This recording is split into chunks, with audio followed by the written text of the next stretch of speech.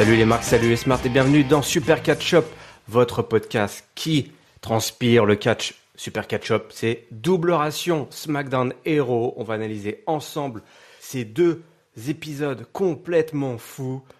Le SmackDown du 3 février et dans la foulée, on analysera le Monday Night Raw du 6 février. Pour m'accompagner dans cette double analyse, j'ai avec moi Giscal. Salut Giscal. Salut Irem, salut tout le monde. Alors, on est à Greenville, dans la Caroline du Sud, et ça a son importance parce que c'est évidemment une grande terre de catch, une terre de champions, une terre de championne, mon bon Giscal. Absolument, on va le voir, hein, c'est en effet la Caroline. Alors moi, je pensais que c'était la Caroline du Nord, tu vois, mais la Caroline du Sud, enfin la Caroline de manière générale, je crois, est une terre de Caroline, catch. oui, pour moi, si c'était qu'à moi, il faudrait unifier tout ça, c'était comme la Haute-Normandie, Oui, la Basse-Normandie. oui, franchement, qu'ils arrêtent avec leurs conneries là-bas. En tout cas, on était dans la Caroline et le show commence sur le parking avec Kayla Braxton qui attend et une énorme bagnole noire dont tu as peut-être en tête les références du véhicule de la Bloodline. Je sais pas en quoi il roule. Je sais pas fait gaffe, je sais pas si c'était une sorte de... Oh non, ils aiment bien les gros pick-up. Un Hummer. C'est les... Ouais, je sais pas, c'est ces sortes de Hummer ou alors de gros 4x4 Chevrolet. Pas ou ton une petit connerie comme ça, SUV je de sais pas, citadin français, quoi.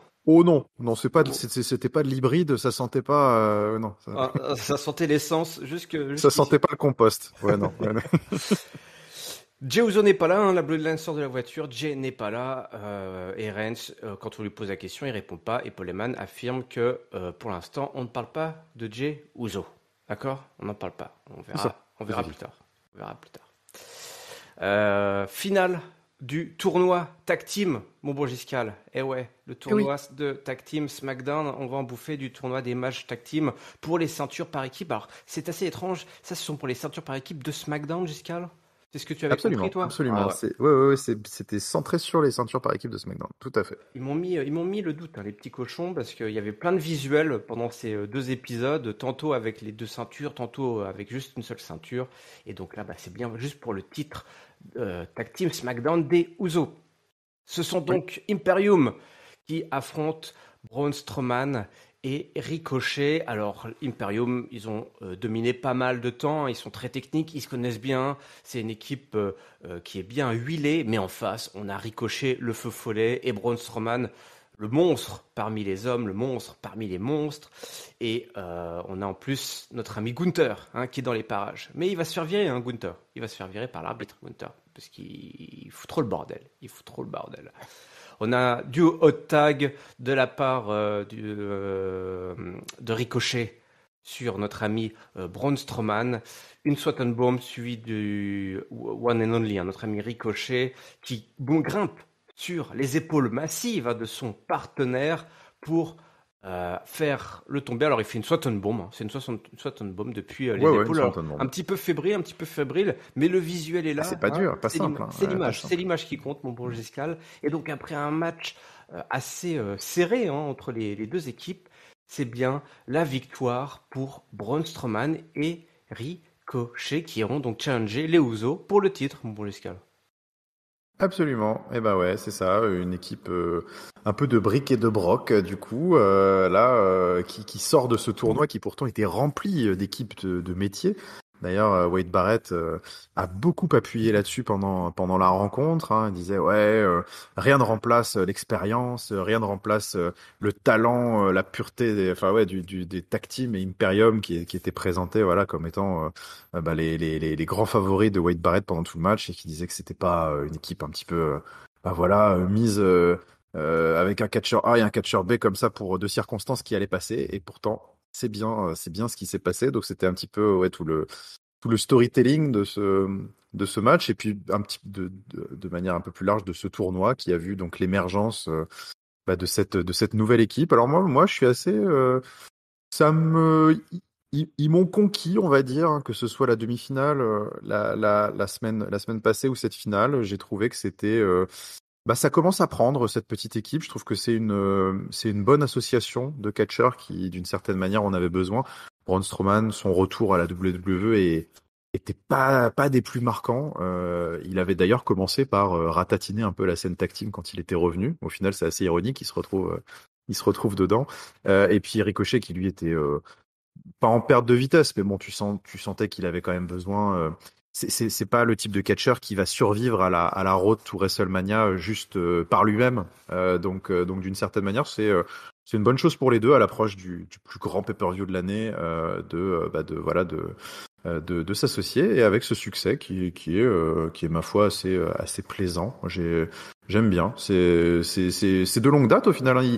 Il s'était embrouillé sur Twitter à l'époque et il se retrouve maintenant. Il se retrouve challenger par équipe. Ouais, l'histoire est rigolote. Moi, je suis ça avec avec finalement un petit plaisir qui me surprend. Oui, effectivement, moi je suis comme toi, j'adore on aime hein, ces équipes dysfonctionnelles, un tout petit, un tout Mm. grand, ça marche vraiment bien, c'est une formule qu'AWE il maîtrise parfaitement. Et puis Ouais. finalement, tu l'as dit, avec tout ce roster assez chargé, des grosses équipes qui sont finalement appelées à d'autres choses, et ben ils ont réussi à se glisser. Je pense qu'ils ont vu un potentiel plutôt sympa, ça va bien popper, il y a plein de moves là, on sent qu'ils ont travaillé il y aura de la mise en Ouais, ils scène ont quoi. bossé, hein. Ouais, il y aura de la Mm. mise en scène entre les deux et on va pouvoir assister à un programme plutôt sympa, mais on verra, ça dépend quelle tronche aura le programme parce que faut aller chercher les Mm. champions, mais pour l'instant on n'a pas trouvé les champions. Il n'est qu'une Non, moitié de champions pour l'instant. c'est ça exactement. C'est toute l'histoire de ce SmackDown. Ouais. Une championne, et là, c'est Charlotte Flair, hein. C'est notre championne de SmackDown. Elle est interviewée backstage. WrestleMania, ça va être complètement dingue. Mais ce soir, elle a encore un match face à Sonya Deville, un match de championnat. Sonya Deville qui débarque tout en assurance, hein. Sonya Deville, elle a pris la confiance en ces dernières semaines. Elle dit qu'elle est là pour la ceinture et que c'est elle qui va affronter Rhea Ripley à WrestleMania parce que à Hollywood, c'est la ville des stars et il faudra bien une star et la star de SmackDown, c'est Sonya Deville, tout simplement. On le sait, Et oui. nous. Visiblement, Charlotte ne le savait pas, mais nous, on le sait. On le sait. Malheureusement, pour Sonya, eh ben, même match, même résultat, hein, finalement, au bout de 2, 3, 4, 5, 6 fois, ça passe toujours pas. Et suite à un petit roll-up contré, c'est le figure 8 qui est placé sur Sonya, qui n'a pas d'autre choix que d'abandonner. Donc finalement, une victoire assez clean de Oh Charlotte, bah oui. qui a fait le Mm. service minimum et qui est arrivée championne et qui repart championne. Oui. Service minimum, mais qui pour autant a été absolument. C'était dithyrambique, les fleurs et les lauriers tressés par Michael Cole et Wade Barrett à l'issue de ce match. C'était. Oh là là, et de toute façon, c'est la saison de WrestleMania, c'est la road to WrestleMania, et c'est là où on voit les grandes stars répondre au rendez-vous. Ouais, on avait l'impression qu'elle avait fait une performance excellente et qu'elle avait remis les pendules à l'heure. Bon, j'ai pas eu ce sentiment-là, hein. Ça faisait vraiment très, ouais, c'était voilà, peut-être un match de trop encore, hein, puisqu'il voulait absolument s'accrocher. On avait l'impression qu'il voulait absolument finir cette histoire avec Sonia Deville. Et puis bon, bah voilà, écoute, hein, maintenant elle est définitivement écartée. Même si au demeurant, à la limite, dans ce match, je retiendrai peut-être plus Sonia Deville que la performance de Charlotte, qui en effet, comme tu l'as dit, était c'était vraiment service minimum, hein, que ce soit avant le match au micro ou entre les cordes, c'est la Charlotte qui est revenue, hein, depuis maintenant 3-4 semaines. C'est de mon côté, c'est très très fade. Et j'ai presque plus envie de retenir au final le personnage de Sonya Deville qui campe un heel, ma foi, plutôt efficace. C'est-à-dire qu'elle a le mérite au moins de susciter un petit peu de hit. Elle est plutôt propre dans les cordes, et même très solide d'ailleurs. Et donc, pour donner le change comme ça, elle est, je trouve, elle est largement supérieure à la moyenne de ce qui se fait dans la WWE en ce moment. Ouais, moi c'est mon petit coup de cœur, hein, Sonia. Sonia, clairement, elle Mhm. tient bien son personnage. En plus, elle utilise sa relation avec Adam Pearce plusieurs fois pour justement obtenir ses championnats. J'ai l'impression qu'elle a un dossier sur Adam Pearce. Je crois même, je me demande si elle l'avait pas sous-entendu à un moment donné. Donc c'est plutôt pas mal. Et en plus, elle a délivré un match plutôt solide. Voilà, elle a fait quelques coups bas de heel pur. Elle a chopé Charlotte par les cheveux, elle l'a plaqué au sol. Voilà, elle a tenté d'utiliser les cordes pour remporter le match. Donc c'était simple et efficace. Sonia Deville, on vous tire notre chapeau. Toute l'équipe de Catch-Up se joint à moi pour te saluer, tout simplement. On a eu Oui. un autre match tag team. Bon, jusqu'à là, c'est un peu le match des losers, hein, ceux qui sont sortis du tournoi. C'est les Brawling Brutes, hein. Ils affrontaient les Viking Raiders ce soir. Alors, les Brawling Brutes, la version sidekick, hein, pas celle avec Sheamus, hein. la version avec Butch et Ridge of Ridge. On a eu un match donc entre les deux, avec évidemment Valhalla qui était dans les parages. Grosse brawl hein, entre les quatre bonhommes, c'est de la baston quoi. On a eu un petit tentative de comeback de la part des babyface. On a eu un match assez costaud. On a eu notamment Butch qui a placé un petit hommage à son poteau Sheamus en délivrant les 10 beats of the Bodhrán sur Eric. Hein. Il lui a martyrisé le torse à coups de poing salvateur, un tel un tambour de guerre. On a eu pas mal de coups de coude de la part d'Ivar. Donc tout ça, c'était très, très, très costaud, très physique. Mon Bourgiscal, tout simplement. Des grosses lariats aussi, hein, qui ont fait voltiger Butch à un moment, qui a voltigé après une grosse lariat. Et puis, à un moment donné, le Ragnarok qui est placé. Puis la victoire, tout simplement, des Viking Raiders qui en avaient besoin, si on peut dire ça comme ça. Et donc, qui se sont fait les crocs sur les pauvres Brawling Brutes. Mais derrière, il y a eu Sheamus et Drew McIntyre hein, qui sont arrivés pour les attaquer, tout simplement, et puis les renvoyer tout petits là, dans les vestiaires. C'est ça. Bah écoute, match de costaud, tu l'as dit, hein. Match ça cognait fort. Dans un style vraiment très différent de ce qu'on avait vu en ouverture d'émission, donc c'était plutôt cool. Et puis cette intervention finale, donc tu sens voilà, on s'oriente vers un petit programme de transition pour la tag team Sheamus, les banger bros là, comme on les appelle parfois, avec contre les Viking Raiders. Ok. Bah, ils ont laissé tomber ce nom hein, des Banger Bros parce que visiblement c'est lié à une industrie du cinéma qui n'est pas celle dont on va faire l'éloge lors de WrestleMania. Un peu compliqué. C'est ça. Et, exactement. Et du coup, le petit pincement au cœur pour Butch et Ridge, moi je trouve qu'ils faisaient leur trou avec Sheamus. C'était sympa cette petite dynamique des brutes. Et puis tu sens que c'est la saison de WrestleMania et donc les petits genoux se mettre un petit peu sur le siège arrière hein, et puis dit bon écoutez les gars laissez les grands gérer là c'est pas votre période de l'année donc sans doute que le spotlight va quand même être beaucoup plus maintenant là sur Drew McIntyre et Sheamus qui a un petit peu lâché ses copains pour son grand copain parce que Drew McIntyre c'est quand même son copain de toujours. Donc petit pincement au cœur, voilà, quand même, malgré tout, tout était globalement très bien exécuté. Après, je peux pas dire que je sois non plus méga excité par ce programme, hein. Concrètement, on est quand même un peu sur du filler, Oui. on est quand même un peu sur du gros filler, mais c'est du filler qui tabasse, quoi. Mais qui cogne, voilà, c'est ça, c'est du filler efficace, qui cogne fort, et puis qui fait que la paire McIntyre-Sheamus continue, et ça me fait plaisir, ça. Depuis le temps que moi je voulais les voir ensemble, finalement ils sont arrivés ensemble sans trop que je me rende compte, tu sais, c'est assez amusant. Moi j'avais envie de voir ce duo au moment de leur grosse feud, de grosse rivalité. Puis finalement, ils sont ensemble là, ni vu ni connu, quoi, comme deux bons vieux copains qui se retrouvent. Et puis direction WrestleMania, va falloir trouver un bon programme hein, pour nos deux Européens, ils le méritent. Donc voilà, il nous reste encore quelques semaines, quelques mois pour remplir les fichiers Excel du booking de la carte de WrestleMania. Bray Wyatt se balance sur une chaise, et puis l'oncle Audi lui met sa main sur son épaule. Voilà, c'était un petit peu la petite apparition de Bray Wyatt pour cette semaine. Donc on n'a pas grand-chose à signaler à ce niveau-là.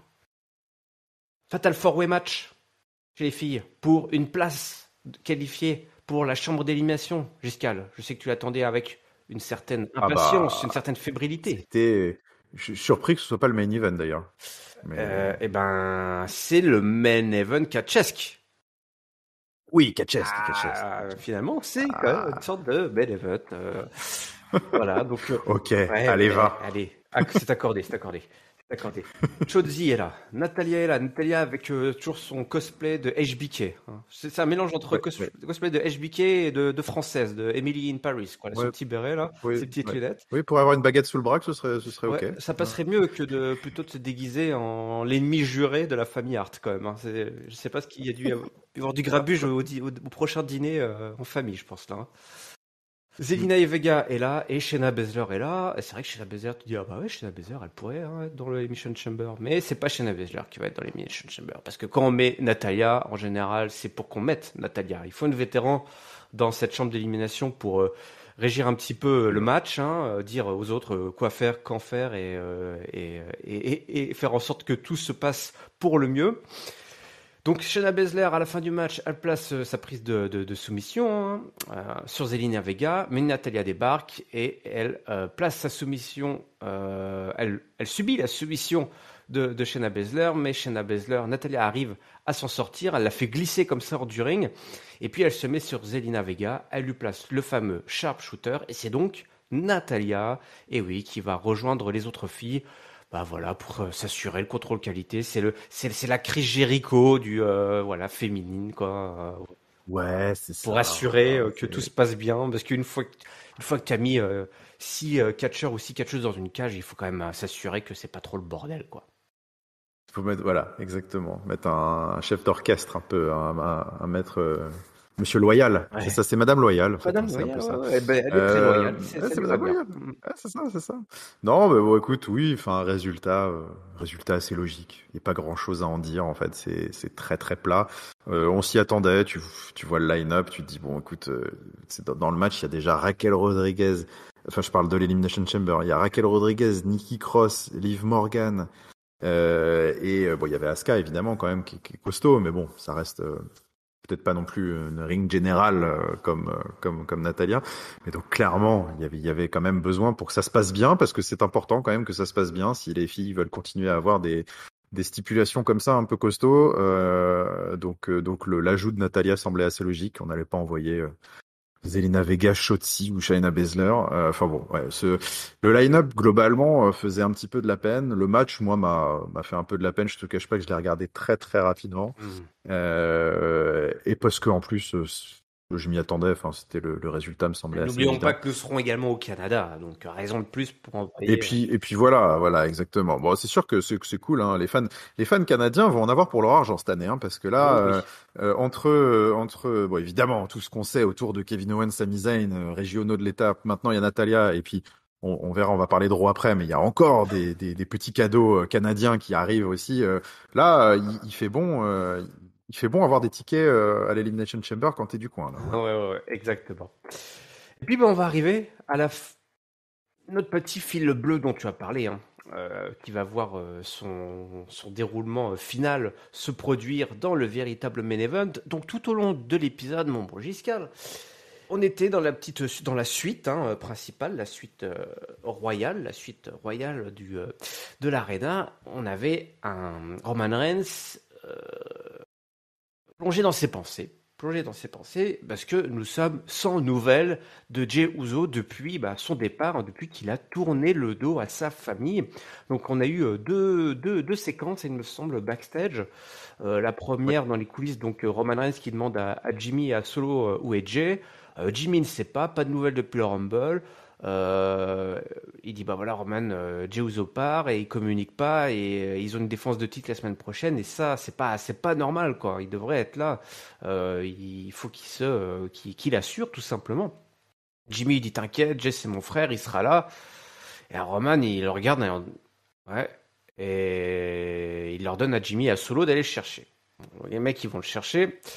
Puis dans les coulisses, un peu plus tard, Paul Heyman dit que tous ces appels vont directement sur la messagerie de Jey Uso. Salut, vous êtes sur la messagerie de Jey, laissez un message et je vous rappellerai pas.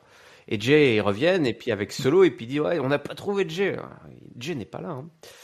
Et puis Roman dit ah, excusez-moi les gars, je vous ai un peu mal parlé, il faut rester fort. Voilà, c'est la famille avant tout.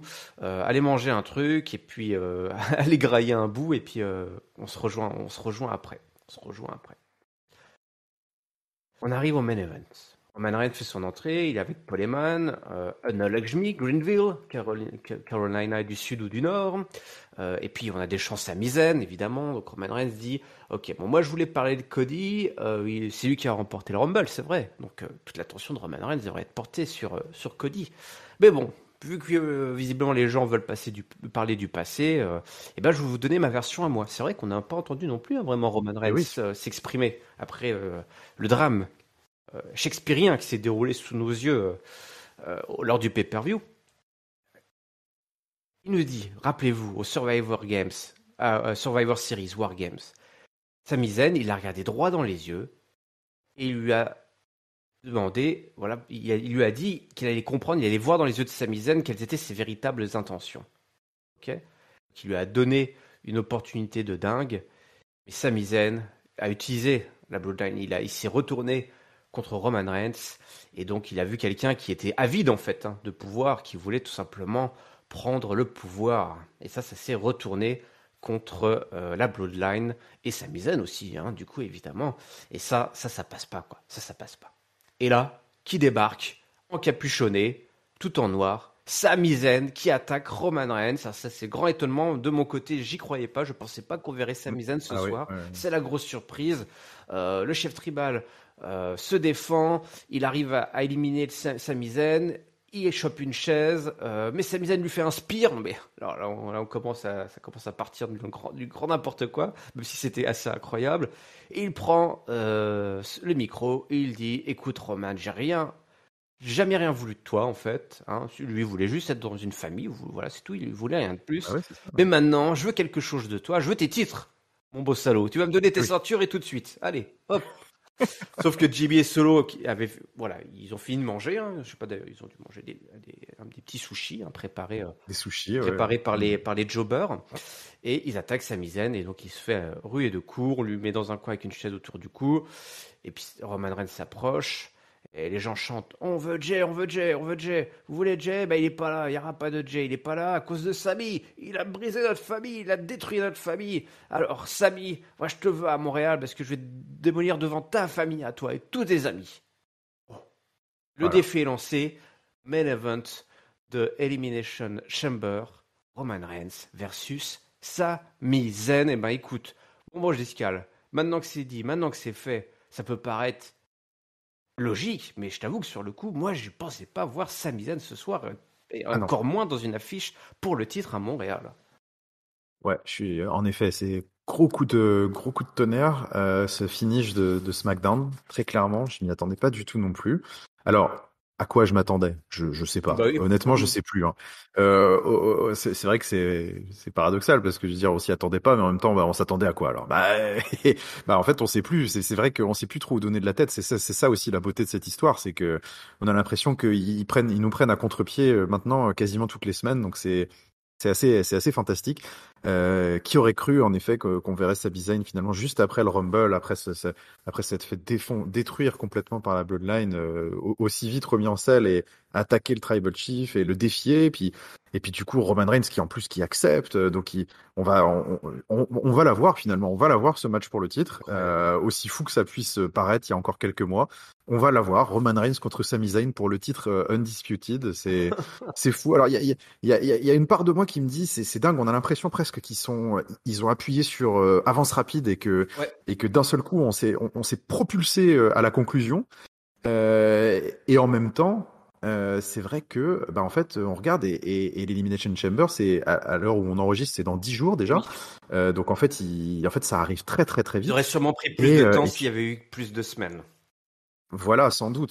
Et c'est vrai qu'en fait, par la force des choses, l'Elimination Chamber arrive presque trop vite après le Rumble, et puis l'occasion est trop belle à Montréal. Je pense qu'ils auraient tort de s'en priver, donc ça va nous donner le pay-per-view est déjà vendu. Enfin, c'est fait quoi. Enfin, je pense que tous les yeux seront rivés sur ce match et tout le monde n'aura d'attente que pour cette émission, ce qui rendra d'ailleurs la tâche des autres pas simple, je pense, sur la carte de l'Elimination Chamber. Il fait un peu chier Sami Zayn, mais c'est vrai que là, la hype est absolument maximale pour cette rencontre. Mais en tout cas, au-delà de cette conclusion, moi j'ai encore une fois beaucoup aimé le fil rouge, le fil bleu, tu l'as dit, de la Bloodline, avec ce personnage de Roman Reigns qui est, qui je trouvais vraiment captivant. C'est cette chute, cette lente descente aux enfers, dans la folie presque. On est depuis quelques semaines maintenant, on est vraiment dans le cerveau de Roman Reigns et on a l'impression de voir le le vieux roi à qui tout échappe et qui est en train de sombrer petit à petit dans la paranoïa, dans la folie, dans l'instabilité totale. C'est deux petits segments qu'il a eu backstage avec ce qu'il reste de sa bloodline, parce que c'est vrai que là, elle a été amputée soudainement de 2 membres. Quand tu le vois dans un premier temps, tu sais, c'est vraiment les tactiques de vieux mafieux, quoi. Enfin, il souffle le chaud et le froid sur pour instiguer la peur et en même temps le respect.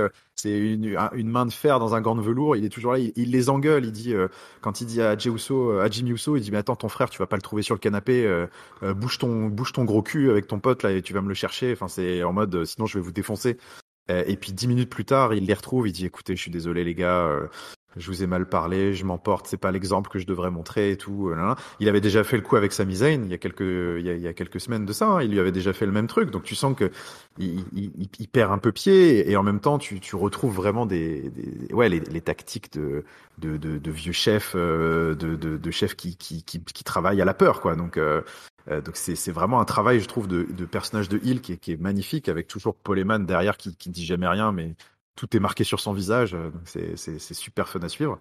Et puis cette promo à la fin, encore super promo de Roman Reigns qui raccroche un peu les wagons, c'est sympa. Je trouvais que c'était sympa d'avoir en effet sa version, comme tu dis, on l'avait pas eu. Il nous raconte un petit peu son histoire à sa sauce. Il nous refait, il nous réécrit un petit peu le segment qu'il y avait eu au War Games, qui est au Survivor Series, qui mine de rien, c'était intéressant de revenir dessus parce que c'est vrai que c'était une pierre angulaire un petit peu de la storyline à l'époque, en octobre dernier ou en novembre dernier, je sais plus, avec cette fameuse quand il avait plongé ses yeux dans ceux de Sami Zayn et il nous avait jamais dit ce qu'il avait vu. Et donc c'est des petits callbacks, des petits foreshadowing comme ça qui sont, je trouve, très très qui continuent de rendre cette histoire absolument passionnante, quoi. Et donc maintenant on coupe SmackDown et on se dit aïe aïe aïe, bon courage quand même pour booker ça, pour écrire ce truc, parce que ça va être une fournaise, ça va être une cocotte minute là, vraiment à Montréal. Et puis bon courage à Cody Rhodes pour passer derrière, t'as presque envie de dire, mais ça, c'était à SmackDown. Ça, c'était à SmackDown. Peut-être que Cody Rhodes ne fera même pas le déplacement au Canada. Peut-être bien. Je pense qu'il faut laisser le Canada aux Canadiens. Oui, c'est ça. Et puis Sami Zayn là qui ça c'est la grosse surprise, effectivement, parvient à se hisser dans cette title picture avec effectivement une belle écriture, hein, ce petit callback comme tu dis, Roman Reigns qui avait en fait tout de suite compris, hein, que Sami Zayn il était attiré par le pouvoir et que finalement c'était à double tranchant. Effectivement, tu fais rentrer quelqu'un dans ta famille parce qu'il semble avoir les mêmes envies que toi, sauf qu'en fait c'était purement personnel, quoi. Il a fait preuve il a trop voulu avoir ce pouvoir-là et il a trahi, hein. Il veut vraiment bien nous faire comprendre que Roman Reigns, Sami Zayn a trahi, hein. C'est vraiment il lâchera jamais, quoi. C'est la trahison de Sami Zayn. C'est ça. C'est toujours très important pour les heels de faire, de montrer, ou en tout cas d'expliquer que leur motivation, en tout cas eux, ils les considèrent nobles et conformes à leur propre code de valeur, qui est évidemment pas celui du public normalement. Et donc en effet, c'est en ce sens-là que cette promo est en effet très très très bien, parce qu'elle remet aussi tout le côté manipulateur et chef de famille qui protège ses intérêts de Roman Reigns, mais qui protège avant tout les siens, pas ceux de sa famille. Et donc c'est très très bien, ouais, c'est bien foutu. Ouais, en tout cas, il nous a, attention, il a menacé, hein, que si ça devenait trop le bordel, il n'y aura plus jamais de doigts en l'air. Il l'a dit, hein. C'est ça que vous voulez, qu'il n'y ait plus de doigts en l'air. Ouais, attention. Hein. Bon, c'est comme ça que se terminait ce fameux SmackDown, mon beau Giscal. Donc c'est l'heure de partager ton top, ton flop et ta note avant qu'on attaque le Monday Night Raw. Eh ben écoute, mon top, alors attends, j'allais oublier un truc comme à chaque fois. On a eu une petite course de NASCAR. Par contre, une petite course de NASCAR dans la famille mystérieuse. Ah, je voulais donner mon top justement. Voilà. Vas-y. Non, bah justement, je voulais faire un petit top un peu clin d'œil, parce qu'en effet, on n'en a pas parlé pendant le déroulé du show, et parce que j'avais trouvé ça excellent. Et on a eu une petite opération promotionnelle, puisque, alors, je suis pas un grand féru de NASCAR, des courses automobiles sur les circuits ovales là aux États-Unis, Si j'ai bien compris, je crois que c'est la reprise de la saison de NASCAR, ou en tout cas il y a un gros événement de NASCAR qui arrive et tout. Et donc la WWE s'est fendue d'une petite opération promotionnelle avec, je crois, un commentateur vedette, des pilotes Ouais. bien connus du public et tout. Et donc Rey Mysterio était là pour faire une petite opération sponsoring. Et il est interrompu par le Judgment Day, évidemment, et par son fiston, qui viennent les provoquer sur la piste. Et donc il se trash talk un peu, et les professionnels du NASCAR, notamment le commentateur, ont bon rôle d'essayer d'envenimer un peu la situation et puis de leur dire, bah puisque c'est comme ça, vous allez régler ça sur la piste. Et donc ils enfilent des combis tous les deux, et donc le paternel et le fils se retrouvent pris dans une course de NASCAR, perdu par Dominique Mysterio. Le fil, hein, Donc sur petit le feel fil. good sur le fil, hein, de très très très peu. Bon, c'était pas, c'était encore une fois, c'était très burlesque, et très exagéré, over the top, un peu. Mais c'est comme comme tout ce qu'ils font avec le Judgment Day, c'est ce savant mélange de malaise et de drôlerie qui je trouve fonctionne très bien, et qui nous a donné une opération commerciale. Franchement, moi j'ai trouvé que c'était brillant, parce que d'arriver à mêler du sponsoring et de la storyline un peu légère comme ça, pour vraiment s'incruster dans le show. Je trouve que c'est bien mieux que leurs trucs parfois où ils en font des caisses avec KFC ou je sais pas quel autre, ou Sneakers ou d'autres trucs et tout. Là, j'ai trouvé que c'était vraiment très très fun. C'est ton top, ça. C'était mon top, voilà. Et puis bah écoute, après mon flop,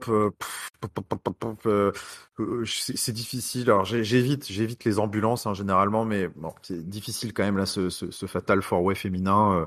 M'a vraiment trop déprimé. C'est cette Elimination Chamber féminine de manière générale, et je trouve déprimante. Mais ça, j'aurai l'occasion de revenir dessus à Raw, parce que ça m'avait bien gonflé.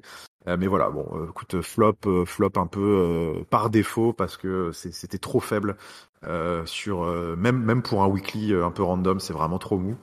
Donc flop pour ce match. Et puis bah écoute, ma note.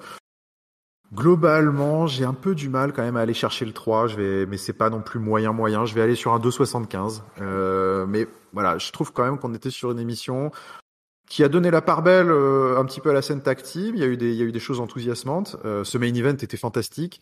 Ce main event, ce segment, vraiment encore une fois incroyable. Mais c'est un petit peu parsemé quand même de choses qui étaient très très mollassonnes, j'ai trouvé cette semaine, et qui font que voilà, c'était pas le meilleur SmackDown, quoi. Ouais, je te rejoins. Effectivement, ton top là était assez incroyable. Bah, du coup, moi, mon top, je vais le donner à cette surprise, la surprise Sami Zayn. Moi, j'étais persuadé au début de l'épisode, je faisais, ouais, on verra pas de Sami, on verra Jay, c'est Jay le point focal. Et finalement, c'était le point focal. Mais justement, Et oui, Sami est arrivé par derrière. sans être Eh là. oui, sans être là. Et Sami en a profité pour se glisser. Et c'est la grosse surprise. Et maintenant que ce match il est booké, bah, j'ai envie que d'une chose, c'est de voir ce match. Et la grosse ambiance qu'il va y Et avoir, oui. ça va être au moins aussi explosif que Drew McIntyre au Pays de Galles. On va être dans la même ambiance, bien sale, Ah, ça va être bien incroyable. chaude. Ouais, ça va être incroyable. Et puis en top, en flop, pardon, pas de gros flop. Bon, je vais pas tirer une deuxième fois sur l'ambulance. Du coup, moi, je vais le donner alors à Charlotte parce que j'ai pas trop aimé, je me suis Ouais, pas ouais. trop attardé. Bon, elle fait le service minimum, mais en plus, enfin, on va avoir le même problème avec la championne d'Euro. Enfin, Rhea Ripley lui a lancé un défi, et puis là, finalement, ouais, c'est pas très, enfin, ça avait l'air pas plus très important, toi. Vite, hein, c'est Sonya Deville en ce moment. Je suis focalisé sur Sonya Deville. J'ai mon match ce soir et tout. Toi, j'aimerais voilà, je suis impatient de voir comment les deux vont réussir vraiment à se rentrer dedans là, par Ouais, après émission. c'était le problème d'avoir booké ce match-là ce soir-là, Ouais, et d'avoir fait l'annonce de Rhea Ripley quelques jours avant, ouais. parce que bah ouais, forcément. Je pense qu'il aurait fallu Tu- le faire là, toi, peut-être. Toi, l'annonce de Rhea Hmm. Ripley débarque après ce Oui, elle match. aurait pu interrompre, enfin, elle aurait pu arriver après le match et faire En son plus, annonce, en effet. Charlotte, locale de l'étape, hein, donc grosse Ouais. pop et tout, et tu faisais arriver Rhea Ripley, par exemple, dans la foulée pour vraiment pas faire des choses trop déconnectées. Tout ça était un peu trop Et ça déconnecté. aurait été une vraie surprise, hein, parce que c'est vrai que d'entendre sa musique et tout, en plus, Oui, comme elle est d'Euro, oui, ouais, ouais, ouais, c'était. ouais. Et puis, bah, pour ma note, moi, je vais aller jusqu'au 3. J'ai passé quand même un bon moment, même si effectivement, il y Ok. avait, bon voilà, c'est la Bloodline qui porte le show hein, sur ses épaules, et ça, de toute façon, il n'y a pas de surprise chaque Ah ouais, semaine. ouais. Réponse rapide, nous sommes lundi soir. Eh oui, nous sommes lundi soir, nous sommes le 6 février 2023 et nous sommes cette fois-ci en Floride. Pascal, en Floride, oui. à Orlando, terre de la jeunesse de la WWE, terre de formation de la WWE. Nous sommes à quelques centaines de mètres du Performance Center. Nous sommes très très proches. Voilà, on est en zone jaune. On est en jaune. On est dans jaune on est dans un des bastions de la WWE. Ouais. Voilà, donc c'est la zone jaune et noire, la zone NXT, et c'est ce qui va notamment un petit peu conduire le main event de cet épisode de Monday Night Raw. Mais on commence, et tu en avais parlé, tu en avais glissé un petit indice lors de notre analyse de SmackDown. Des Canadiens débarquent en Floride. Edge et Beth Phoenix sont sur le ring, grosse ovation. Edge est de retour pour la 5e fois en 6 mois. Et il dit, bah voilà, le Judgment Day, c'est ma faute, c'est moi qui l'ai créé, je voulais justement aider les jeunes pousses, hein, on est en Floride, voilà. Mais les Judgment Day, il a marché dans un sens, ça a marché, mais peut-être que ça a trop marché. Ça a trop marché. Ouais. Donc, il reconnaît quand même. Finn Balor, maintenant, il est là où il a jamais été. Damien Priest, il peut rivaliser contre les meilleurs. Rhea Ripley est à son ticket pour WrestleMania. Donc, mission accomplie pour Edge. Il devrait être content. Je comprends pas la Giscale. Pourquoi il fait la gueule, Edge? Il a réussi son coup. Ah oui. Voilà. Il a formé les jeunes. Le problème, c'est qu'il y a Dominique aussi. Et Dominique, là, Domino, là. C'est ça. Edge, je crois que Domino, il l'aimera jamais. C'est fini. C'est fini. Donc on revient sur ce fameux match I Quit. Il a dit bah voilà, effectivement moi le I Quit, j'ai pas abandonné physiquement, j'ai abandonné mentalement parce que ils avaient quand même menacé de tuer Beth Phoenix en direct. Donc c'était chaud, hein, c'est Rhea Ripley qui est intervenu. Donc bah bravo pour vous, mais moi je suis un dingue, je suis un gros gueudin quoi, hein. Donc voilà, maintenant on vient pour vous les gars, hein, on vient pour vous.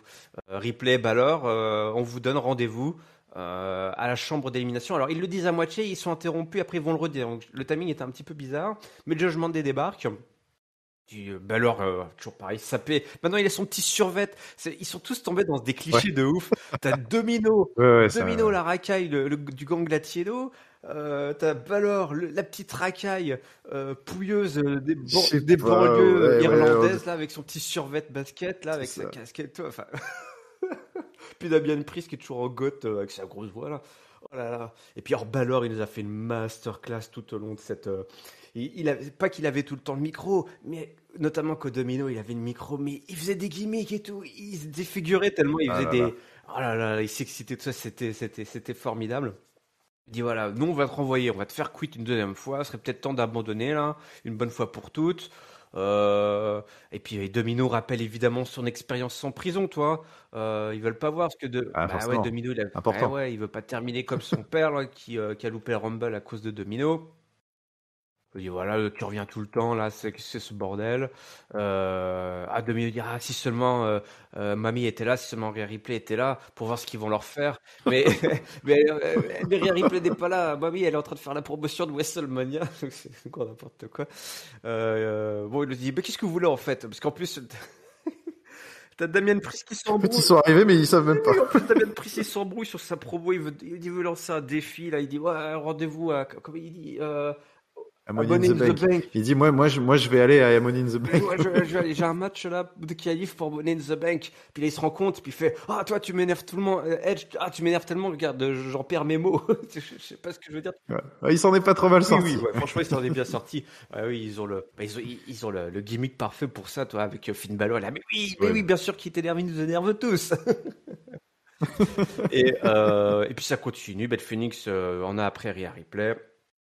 Puis voilà. Et puis donc on redonne rendez-vous, c'est validé. Elimination Chamber, Edge et Beth contre Finn et Rhea. Et puis alors dit à Domino, tu penses que Mamie elle voudrait bien? Elle dit ouais, elle voudrait bien. T'inquiète, il gère ses intérêts. Il dit moi aussi je veux bien ce match. Donc mais ça dépendra si les deux Canadiens sont en bonne condition physique. Et là, le Judgment Day encercle le ring tel des loups là pour des chiens de rue là pour tomber sur les pauvres Canadiens. Heureusement, les Street Profits débarquent. Il y a Angelo Dawkins qui débarque, et puis je crois Montez Ford qui arrive aussi juste après. Alors en arrivant, vitesse forte, mais non. Tu arrives en petit pas comme ça, un petit pas chassé en faisant l'espèce de, je sais pas quoi, le clown, le mime Marceau là, qui arrive derrière Domino pour le choper. Domino qui fait une tête pas possible. Et puis Beth Phoenix, il lui place un énorme glam slam là. Glam Slam, Là, ouais, mais c'est ça. Dominique Ouais. était raide comme un piqué avec une tête pas Ouais. possible. Genre, Et il a crié, il était là, mamie! Bah, et c'était non, c'était Un grand moment un de grand moment télévision. de télévision. Bon, derrière, Damien Priest qui se valide son ticket pour la chambre d'élimination en battant Oui. Angelo Dawkins avec son choc slam. Oh, bon, Oui. Judgment Day, c'est Grosse ouais, intro. Ah, en vrai, c'est la garantie. Maintenant, c'est l'assurance tout risque, ouais, hein, c'est un maintenant. surprise C'est vrai des que c'est intros, les rois de l'intro. ah ouais, c'est devenu presque trop facile pour eux là. Non bah ouais, écoute, très très bonne, ouais, enfin ouais, belle entrée en matière, franchement pour ce Monday Night Raw. Écoute, Edge et Beth Phoenix, évidemment belle pop hein, pour démarrer l'émission, c'est très très cool. Euh, ouais, j'ai bien aimé la petite autodérision de Edge hein, qui dit ouais maintenant à ce stade de ma carrière je suis un peu le roi des comebacks, de toute façon je fais que ça donc donc en fait c'est vrai que oui bah il passe son temps à revenir donc bon il se moque un petit peu de lui-même puis il fait à un moment aussi il dit et puis tiens puis d'ailleurs je peux pointer le signe de WrestleMania autant que je veux, de toute façon c'est la saison je sais pas quoi enfin bref bon c'était assez rigolo la petite promo de Edge qui avait un peu mal à la gorge hein, et tu sentais qu'il était un peu il Oui. avait une petite voix Ouais, ouais. ce lundi. Et puis le petit You Still Got It du public et il dit ouais je l'ai jamais perdu machin ouais. Et donc bon bah voilà donc petite promo old school cheap pop et tout machin enfin voilà et puis ouais d'une certaine manière comme tu dis c'est vrai que ouais c'était rigolo de le voir revenir un petit peu tu le sentais alors, il y avait des moments sur sa promo, je trouvais qu'il y avait un petit problème de ton quand même, parce que tu le sentais un petit peu moins hargneux que par le passé, c'est-à-dire qu'il a déjà fait, c'est-à-dire que c'est pas la première fois qu'il croise le chemin du Judgment Day, évidemment, c'est d'ailleurs tout le problème. Mais voilà, on l'a déjà connu très énervé, les I Quit match, les machins et tout. Et là, je sais pas, il y avait un côté presque, c'était trop gentil, il était avec sa femme, ça rigolait et tout, il faisait des petites blagounettes, C'était un peu parce qu'au long quand final, quand même, même, hein. Ça tire un peu en longueur. ouais, c'était un petit peu long, quoi. Et puis, quand même, le mec, il revient parce que sa femme, elle s'est pris un concerto, donc c'est quand même pas rien, quoi. Et puis après, t'as les trois clowns de service qui viennent faire leurs blagues, et pop, et hop, les proutes avec les aisselles et tout, là, et puis et ça rigole. Et puis, ouais, tu vois, j'ai trouvé que le segment était un peu gentil. Et tout ça pour dire, ça sentait quand même vraiment bon le truc de transition, donc d'une certaine manière, ça me rassure un peu parce que bon voilà, ça va être la petite attraction de milieu de show pour l'Elimination Chamber, tout ça. Tag team match mixte, moi ça me plaît bien quand ça implique Rhea Ripley et Beth Phoenix parce que les deux clairement elles sont legit quoi, elles sont crédibles. C'est-à-dire tu peux faire des trucs un peu fun dans un match mixte. Et puis donc voilà, ça rajoute un petit régime de l'étape et ça me rassure aussi sur le fait qu'a priori ça n'ira pas plus loin parce que j'ai pas senti voilà on n'était pas face à l'écriture d'un segment qui allait durer non plus 2 mois donc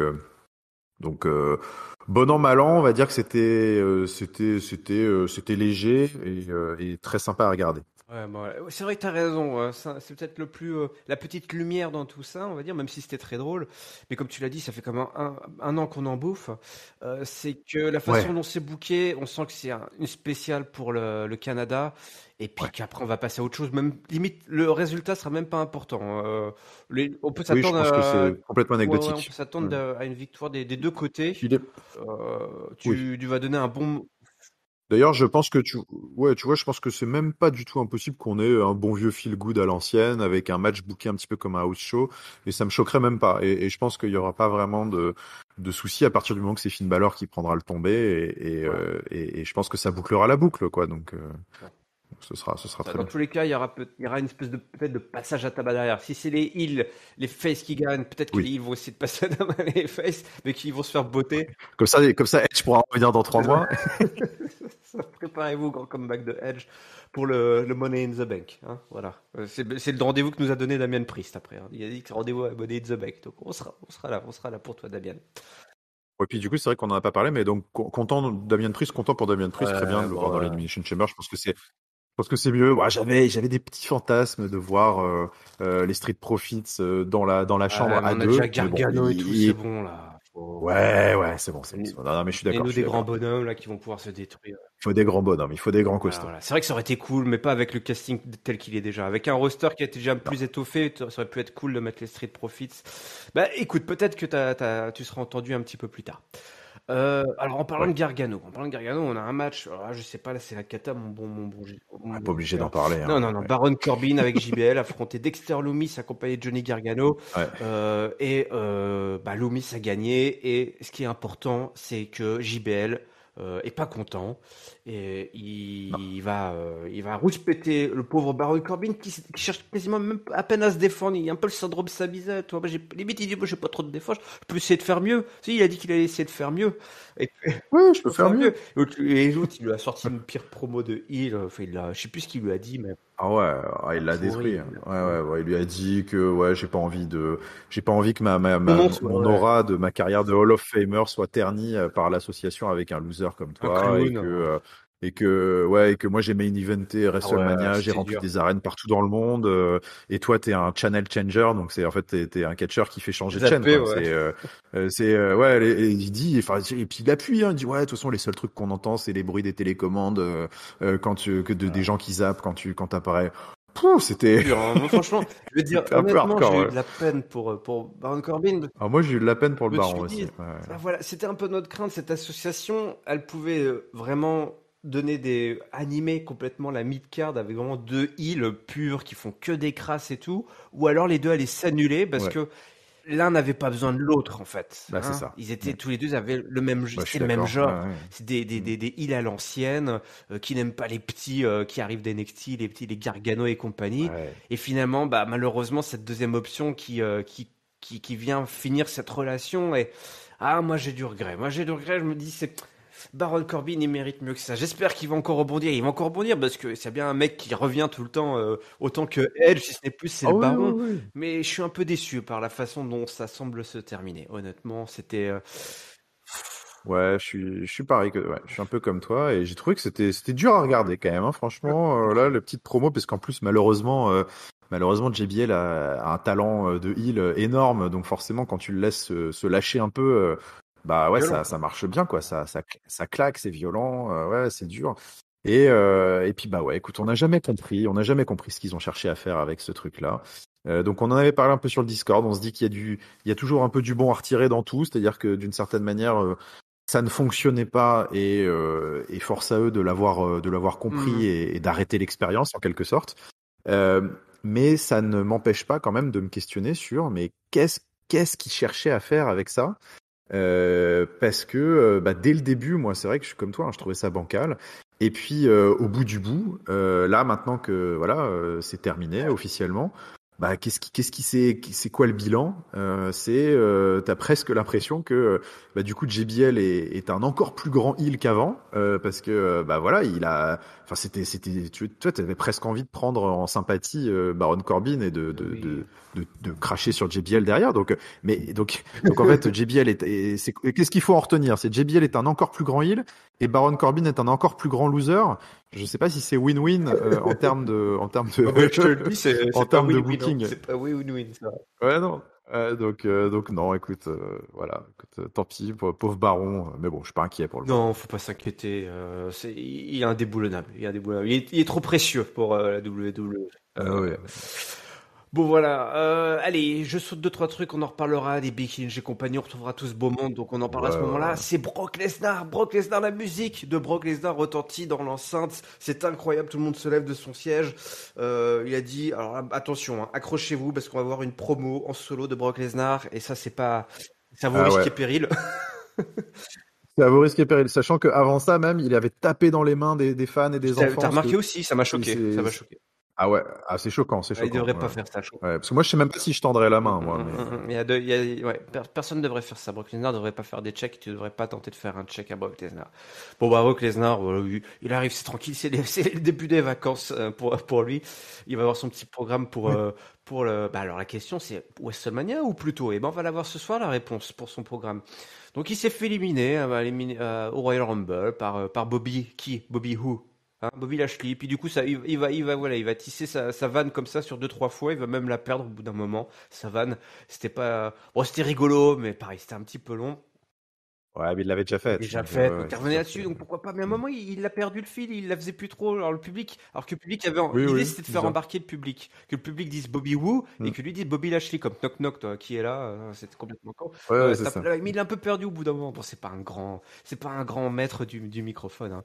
Ah non, non, non, Voilà. non. Donc mais il arrive. Bobby est dans la tête de Brock, hein. Il y pense quand il est à la chasse. Il a voulu tirer un daim. Oh, il a vu Bobby. Il a loupé le daim. Il est à la pêche, hop, il y a une touche, il a pensé à Bobby, hop, il a loupé. Il y avait une belle carpe soleil là, hop, il l'a loupé. Il voulait il est au restaurant, ils ont un bon gros steak, ou il a même, non, il était chez lui, voilà, il a fait fumer, il a son atelier de fumaison, là, c'est un gros steak, et hop, il a pensé à Bobby, du coup, Pense à Bobby. il a loupé la fumaison, le steak était foutu. Il se couche avec sa femme le soir, il pense à qui, il voit la tête de qui, il pense à Bobby. Bon, 5 heures après, il est précis quand même. Oui, quand même 5 heures Voilà, après. Ouais. on sent, Bonne grosse blague de on beau. sent que Moi, Vince j'adore ça, moi. est Ouais. de retour. J'imagine Vince, parce qu'il n'a pas vraiment le droit d'aller toi, de trop traîner à Stamford, qui est dans les toilettes. Il a dû convenir d'un endroit où il va souffler les vannes Oui. à Brock Lesnar. Toi, il est caché comme ça. Non, c'est ça où tu sais, c'est exactement où je l'imaginais bien, tu sais, genre à l'extérieur de l'arène, tu sais, il voit Triple H passer, et puis il lui passe un petit papier, tu sais, avec 5-6 vannes, il dit, juste te plaît, Ok, ok. garde-en une. Bon, bah voilà, si vous la cherchez, vous l'aurez trouvée. Peut-être que c'est Triple H qui a choisi On sait celle-ci. laquelle. Bon, donc voilà. Donc, il s'est demandé où est Bobby Lashley. Donc, Bobby Lashley est caché. Il a une petite veste à 5 $ et sous cette veste, il y a un contrat de plusieurs millions. Alors, c'est très drôle parce que je pensais il parlait de son contrat à lui, en fait, toi. Mais non, il parle pas de le contrat à lui, il Oui, parle du contrat du match pour Elimination Chamber, puisque c'est c'est à ça. Montréal que le défi est lancé. Bobby Lashley ou Bobby Who, si tu as des couilles, tu viens signer ce contrat. La musique de Bobby débarque, parce qu'il se démonte pas, Bobby. Il dit, ouais, je suis content de te voir, je savais pas que tu serais ici. Alors, c'est pas un autre maître du microphone débarque. Alors attention, ouais. Oui. Non, bah, oh la vache. Ah, l'accident qui attend d'arriver, toi, à ce moment-là. Toi, tu dis, oh, Ah ouais, c'est vrai que t'es un peu fébrile devant ton écran, tu te dis, ah putain, ça peut.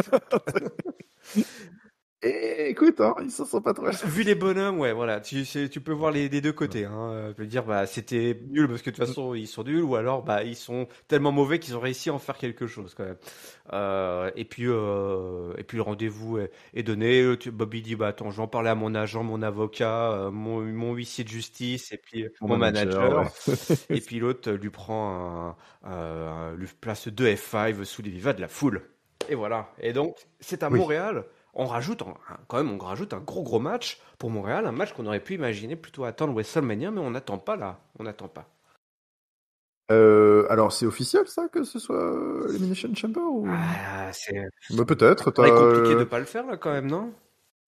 Oui, oui, c'est vrai que ça semble un petit peu délicat de pas le faire, je suis d'accord. Mais je sais pas s'ils l'ont Ça n'a dit pas quand été même, validé, ça n'a pas clairement. été validé. Euh, Enfin, en tout cas, bah, parce qu'il faut que l'avocat de Bobby Lashley regarde aussi. C'est ça aussi. Tu veux supprimer toutes les due diligence là, Du mais coup, non, il faut l'avocat manager, quand même est-ce regarder. que c'est un mec qui est déjà dans le roster avec 3 initiales d'après toi? Ah ah, ça on ne sait pas. On verra que cette personne-là en question semble avoir d'autres chats à fouetter en ce moment, C'est des des chatons, des des vieux vieux chats chatons, d'ailleurs. ouais, Ouais, des petits chatons qu'il a retrouvés sur le bord de la route. Il dit, ah, vous êtes toujours là, vous?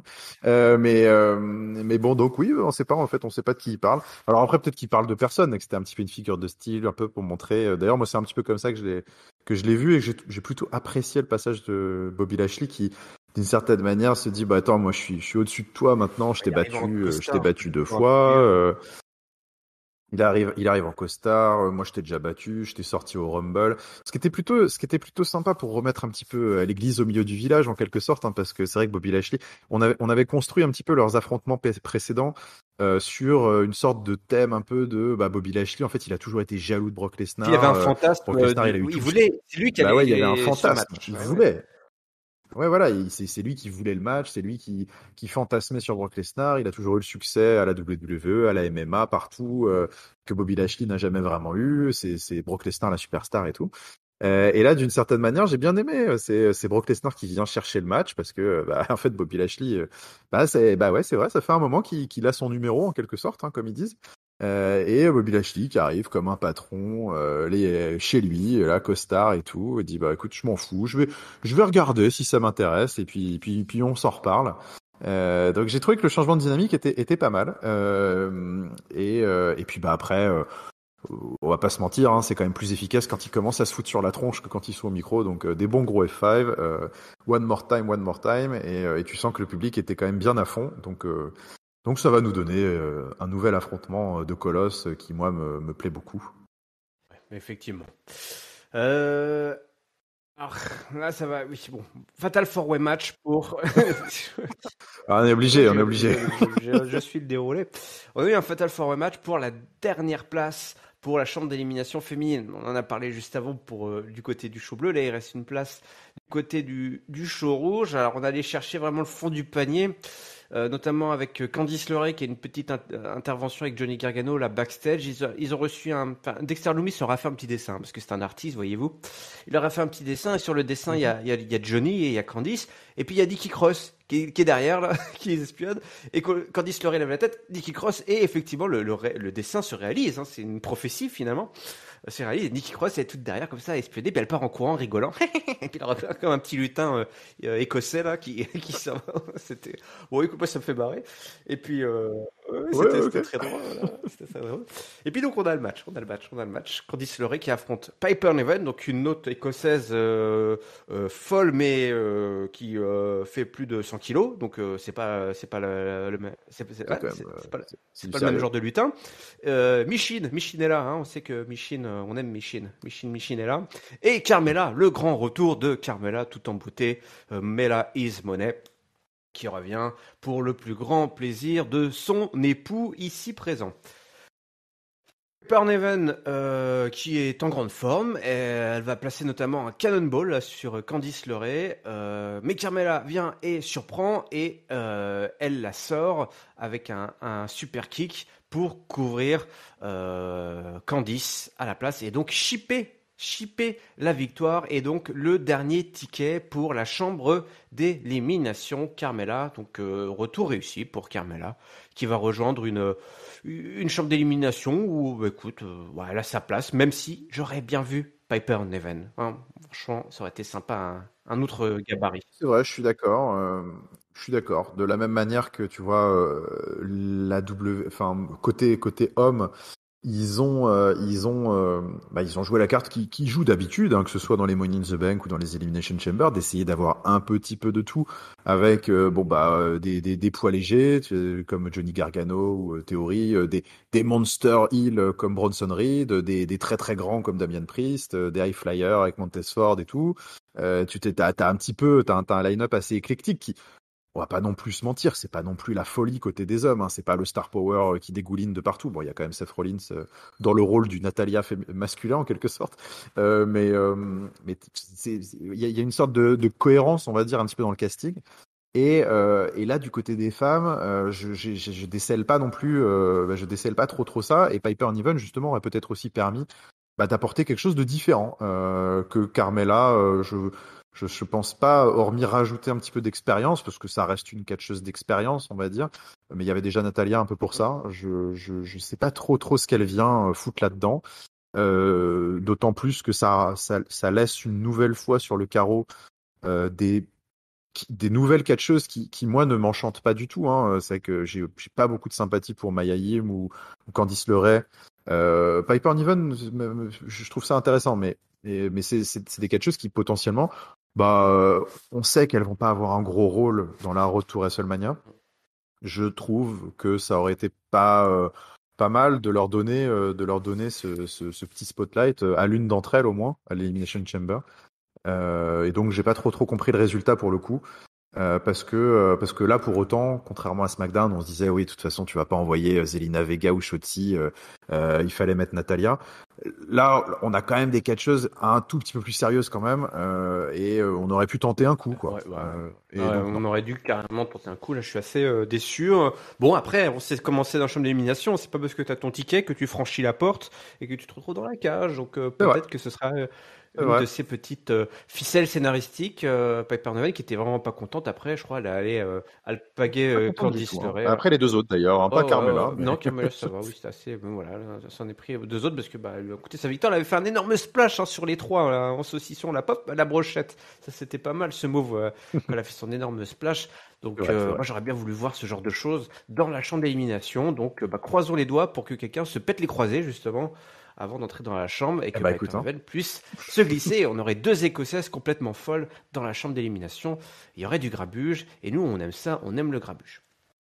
On parlait de petits chatons et de vieux gros chats laissés sur le bord de la route récupérés par MVP. Ils sont là. Shelton Benjamin, Cedric Alexander d'ailleurs, qui ont qui ont scellé leur accord avec MVP en arrière-plan, hein, lors d'une séquence. Je sais pas si vous avez remarqué, lors d'une séquence backstage, on les a vus Mhm. sceller un accord avec MVP. Donc voilà, MVP à nouveau Et oui. en charge du succès des affaires de Shelton et Cedric Alexander et bien leur en fait, puisque ça va leur permettre tout simplement de gagner leur match face à l'Alpha Academy, jusqu'à l'Alpha Academy. Là, c'est la streak de Ouais. la lose pour, euh, pour, euh, pour Chad et pour Otis. Qu'est-ce qui se passe? Qu'est-ce qui se passe?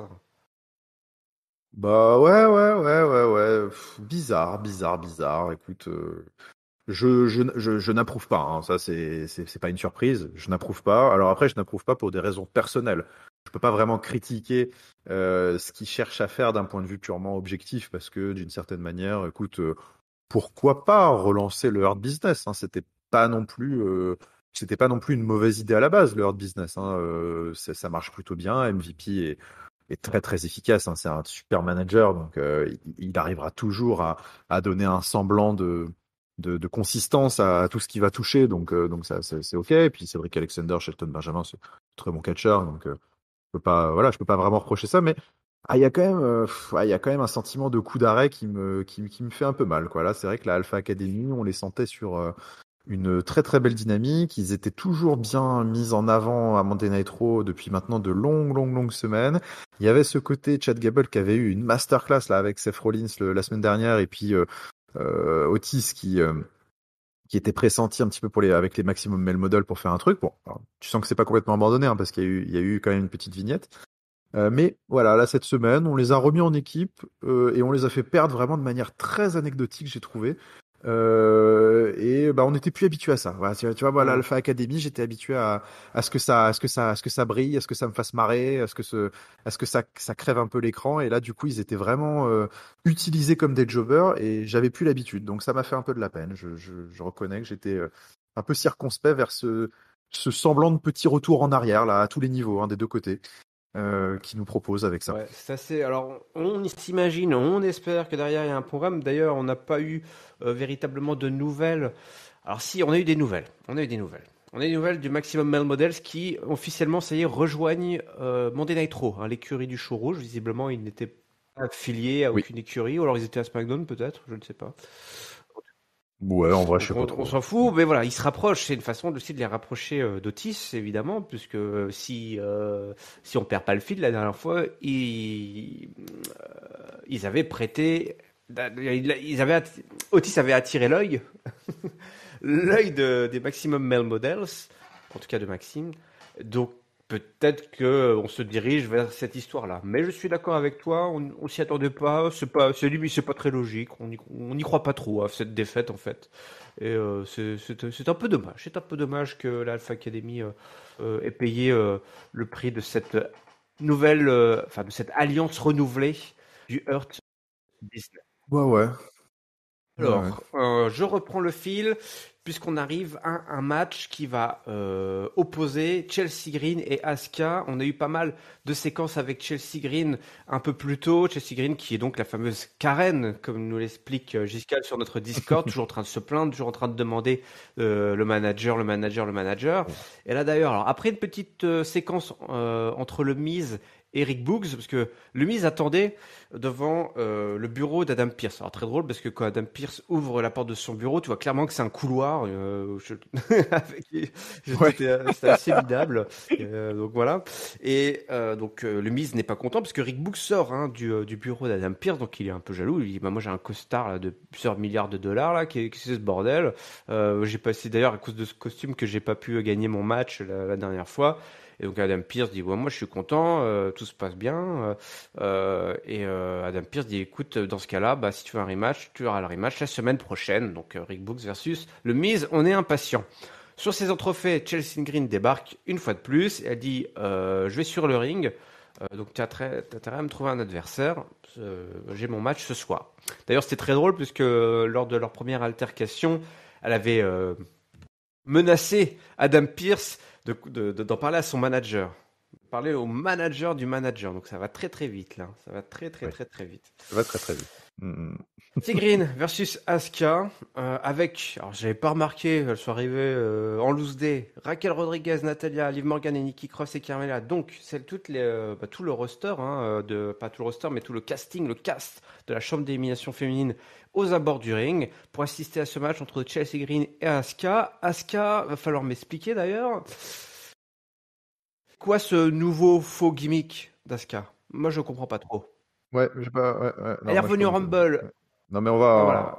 On va en parler, mais j'ai pas tout compris. Peut-être. On va en parler parce qu'il y a beaucoup de choses qui vont pas dans ce segment. Mais Donc, pendant le combat, à un moment donné, Chelsea Green,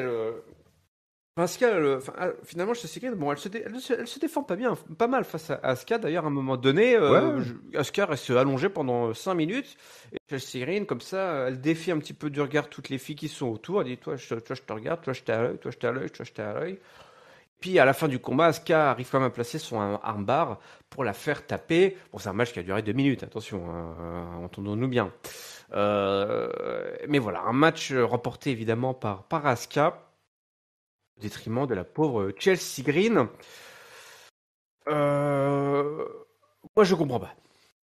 Je comprends pas. Bah non, mais d'ailleurs, si je quelqu'un comprends pas trop ce comprend. match. Je Ouais. comprends pas trop c'est quoi le nouveau perso d'Asuka qui m'a l'air bien endormi là. J'ai pas très bien compris. Et puis du coup, Ouais. bah Chelsea Green, je sais pas, je l'aurais pas mise dans ce match-là. Je l'aurais mis ailleurs quoi. Mais moi, je suis très perplexe face à ce. Et puis la mise en scène était assez pitoyable avec les filles là qui étaient autour du ring à regarder comme des faire le pied de grue là. Elles avaient toutes le sourire là, alors elles avaient toutes juste l'air Ah d'être ouais. contentes d'être là, alors que bon, Mais parce qu'elles savent pas faire autre chose, hein. Mais et oui, ça faisait un petit peu, malheureusement, Mais ça faisait un peu potiche quoi, qui est juste contente d'être là, alors qu'on est à 10 jours de la chambre d'élimination et que bah c'est chacune pour soi et qu'elles devraient toutes être en train de se mettre sur la tronche quoi.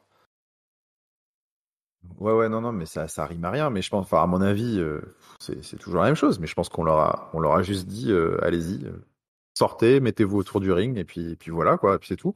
Donc, comme je pense que d'une certaine manière, il y en a pas non plus vraiment une pour rattraper l'autre, parce que c'est quand même, tu vois, parce que tu pourrais te dire, hein, parce que ça se trouve, là, je conjecture, mais si les consignes c'était de la fainéantise de booking, de dire bon écoutez les filles, vas-y, on a envie de faire un segment, vous êtes toutes là, il va y avoir un match, sortez, mettez-vous autour du ring, et puis voilà, et puis vous attendez la promo de Bianca Belair. Et ben à la limite, quand moi je sais pas, moi si je suis catcheur, si on me dit ça, je sais pas, j'essaye un truc, j'essaye de tirer un peu mon épingle du jeu, je fais des trucs autour du ring, enfin tu sais, j'essaie de me démarquer un petit peu, mais oh non, bah là ça restait, ça c'est les bras ballants, tu sais, ça regardait, ça faisait des sourires, on attendait sagement que le script se déroule. C'était tellement sans vie, tellement c'est pathétique franchement ces segments, je trouve. Le traitement de la scène féminine, moi, me désole. Asuka, en effet, il y a un vrai point d'interrogation quand même sur ce qu'ils veulent faire avec elle. Déjà, j'avais une petite inquiétude au Royal Rumble parce que justement, j'avais été vachement hypé par son entrée. D'ailleurs, le public s'y était pas trompé, hein. Il y avait une pop énorme et quand elle avait révélé son nouveau maquillage, un peu son nouveau costume, tout le monde avait popé parce qu'il savait aussi ce que ça voulait dire. Moi, je connais pas tout le passé d'Asuka, mais je m'étais un petit peu renseigné et tout ça. Et donc, enfin, elle a eu par le passé justement exactement avec ce maquillage-là, un peu un autre personnage, une autre psyché. Enfin, c'était une tueuse, une catcheuse ultra crainte et respectée. Et justement, elle retourne un petit peu à ses origines là. très dangereuse, très instable.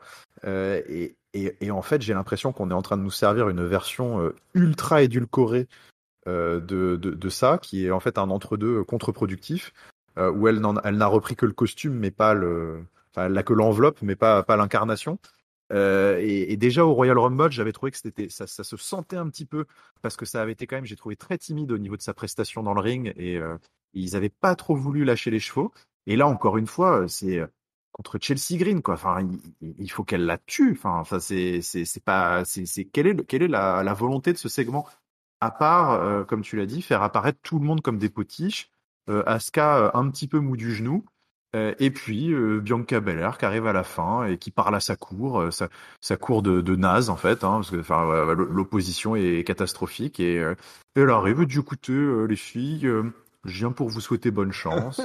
Je sais, j'ai connu, je sais où vous en étiez, moi aussi, je suis passé par là. Écoutez, voilà, bonne formation, bon séminaire. Et, et puis et puis on se reparle, on se retrouvera dans 2 semaines, qui aura la chance de ça. Et, ouais, et puis t'as tout le monde qui regarde comme ça et dit ah oui oui merci Bianca merci et puis personne n'a rien à lui dire donc donc voilà elle est venue pour intervenir et dire des banalités alors que la semaine dernière quand t'avais Rhea Ripley qui résidente d'Euro qui venait face caméra, micro dans le ring, dire concrètement texto, hein, quasiment dans le texte que le top prize à la WWE, le haut de la chaîne alimentaire, le Mont Rushmore et tout, c'est Charlotte Flair et que du coup pour WrestleMania, elle ne veut personne d'autre que Charlotte Flair et c'est voilà. Et donc là, par contre, elle avait rien à dire. On l'a même pas vue. Mais par contre, cette semaine, pour parler au menu fretin et à toute la low card Bianca d'Euro, aurait dû là, il n'y a dire pas de problème. je suis pas le top prize, bah moi regarde la différence c'est que je vais défendre mon titre dans la chambre d'élimination et elle se mettait dans la chambre Mais d'élimination, toi. Elle en imposait. quelle tristesse, quelle Ah, tristesse. Et donc ouais, donc comme on a dit sur le Discord, au final on s'en retrouve et je trouve que c'est à la fois sympa pour Chelsea et en même temps terriblement désespérant pour le reste, c'est que bah presque moi, tu vois, cette semaine de toutes les catcheuses qui est de la WWE, celle dont j'ai retenu le plus de choses et celle qui m'a laissé, on va dire, des petits moments, des petits sourires, des petits trucs, bah, c'est Chelsea Green en fait qui a tiré son épingle du jeu avec 2 scénettes backstage et puis là un petit segment de match où ils avaient décidé d'écrire Asuka par terre pendant 1 minute de toute façon. Ouais, Chelsea Green, elle, pour le coup, pas déplaisant. Tu vois, j'ai plutôt accroché, j'aime bien. Je pense qu'elle pourra faire une heal très efficace. Mais c'est tout ce qu'on retient, voilà, de tout ça, alors qu'il y avait quasiment tout le roster qui était présent. Ouais.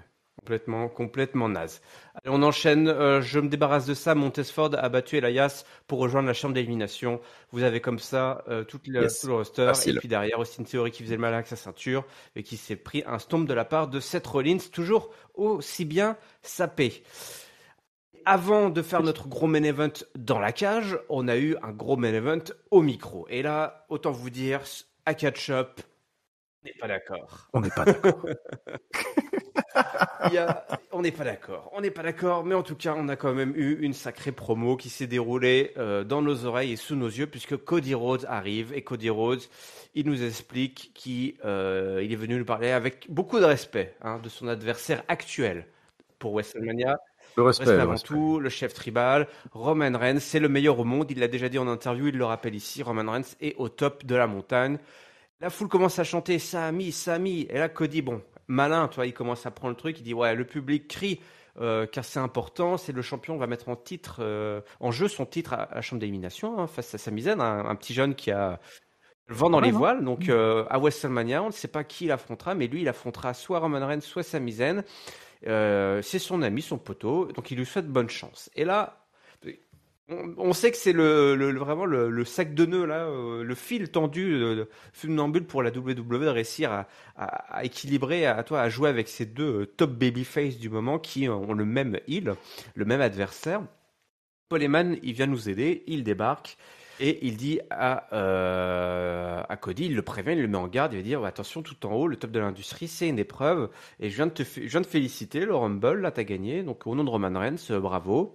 Et là, Cody prend le micro et là, on commence à rentrer dans l'histoire. L'histoire, mais l'histoire avec un grand H et l'histoire avec un petit H, l'histoire humaine, puisque Cody nous propose un petit voyage dans le temps à l'époque où avec son père et son frère, ils avaient un nom ils appelaient Paul Heyman. Ils avaient un surnom pour Paul Heyman, mais il va le nommer ce soir Monsieur Heyman, Mr. Heyman, parce qu'il a beaucoup de respect pour lui. Parce que il faut savoir, mon beau Giscal, que Paul Heyman a sauvé la famille Rhodes de la faim, quoi, de la déchéance et de la pauvreté.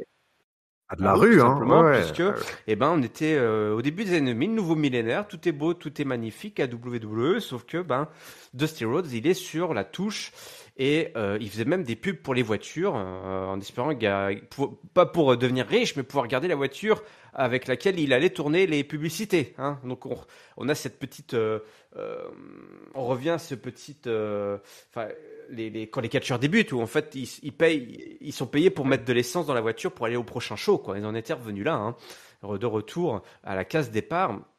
Puis un jour, le téléphone sonne. On est dans la maison de la famille Rhodes, hein, qui est tenue de briques et de brocs. Et au téléphone, un certain Paul Heyman. La EC-Dub est en ville et on demande à Dusty Rhodes s'il veut bien venir faire un petit tour en échange d'un bon salaire. Paul Heyman a tenu parole. La EC-Dub a redonné de l'argent à la famille, mais Paul Heyman a redonné surtout confiance à son père, à Dusty Rhodes. Donc là, on a déjà des petits trémolos dans la voix, ça frémit, il y a la petite tristesse du souvenir, et donc il remercie Cody remercie Polo pour tout ce qu'il a fait.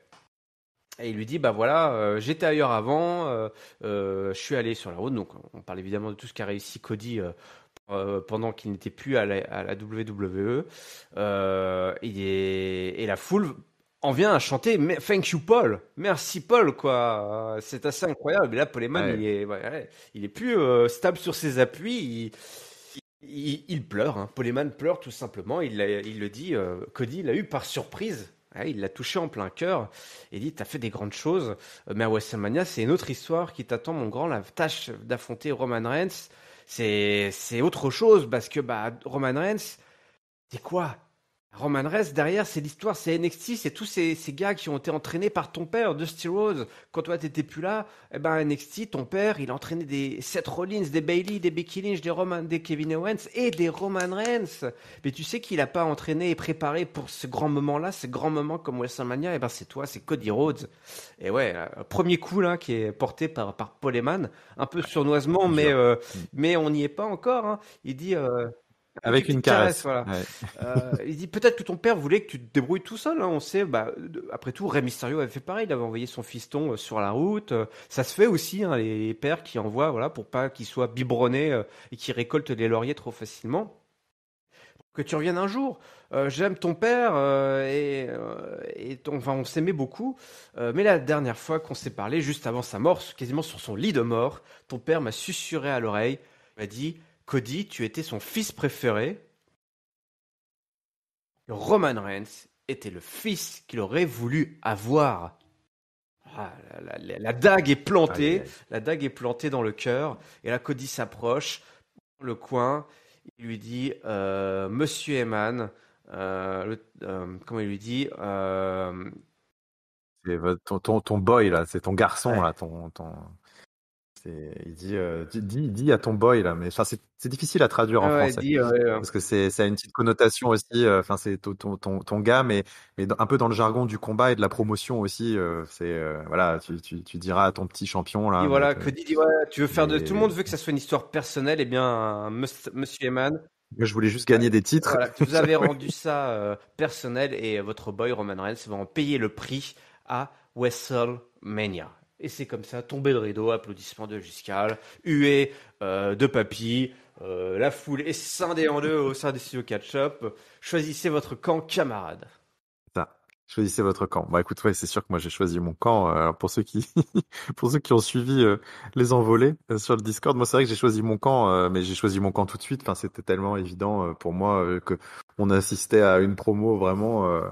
C'est une promo exceptionnelle. C'est des trucs, c'est le genre de segment ou peut-être pas toi, mais en tout cas j'espère que beaucoup de gens sont face à ces segments vraiment presque sur le bord de leur fauteuil, enfin complètement accrochés, aimantés aux lèvres des deux protagonistes qui t'embarquent, qui te racontent une histoire qui dépasse largement le cadre de l'émission qu'on est en train de regarder. C'est une histoire qui est beaucoup plus profonde, qui est super intime.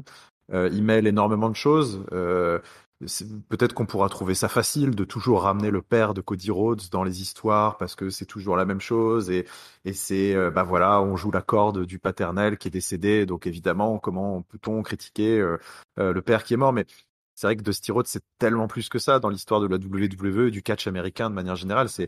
Dusty Rhodes, c'est quelqu'un qui est absolument adulé de la foule. Hein. Il est intouchable, Dusty Rhodes, pas que à la WWE. Je pense que quand tu vas aux États-Unis et que tu parles un petit peu de catch, alors évidemment, il y a tout ce qui va ressortir sur l'Undertaker, Hogan, Macho Man mais il est dans la culture catch des États-Unis, il est pas très très loin et quand ouais, enfin il est pas très loin de ces gars-là. Il a un poids dans l'histoire, dans la formation que Paul Heyman a rappelé, mais il a aussi un poids dans l'écriture de l'émission, dans le développement des fédérations et c'est là où c'est beau parce que Paul Heyman il a appris les ficelles du booking avec Dusty Rhodes. Enfin c'est quasiment lui qui lui a tout appris. D'une certaine manière, il a vu le fils Rhodes grandir vraiment depuis tout petit, depuis qu'il avait des couches presque. Il l'a vu gravir les échelons catchess. Donc il y a une histoire qui est très très forte entre les deux. Et c'est ça qui est beau aussi, c'est que Paul Heyman, il est 24 heures sur 24, 7 jours sur 7 en gimmick. Il est trop fort. Enfin il est intouchable au micro.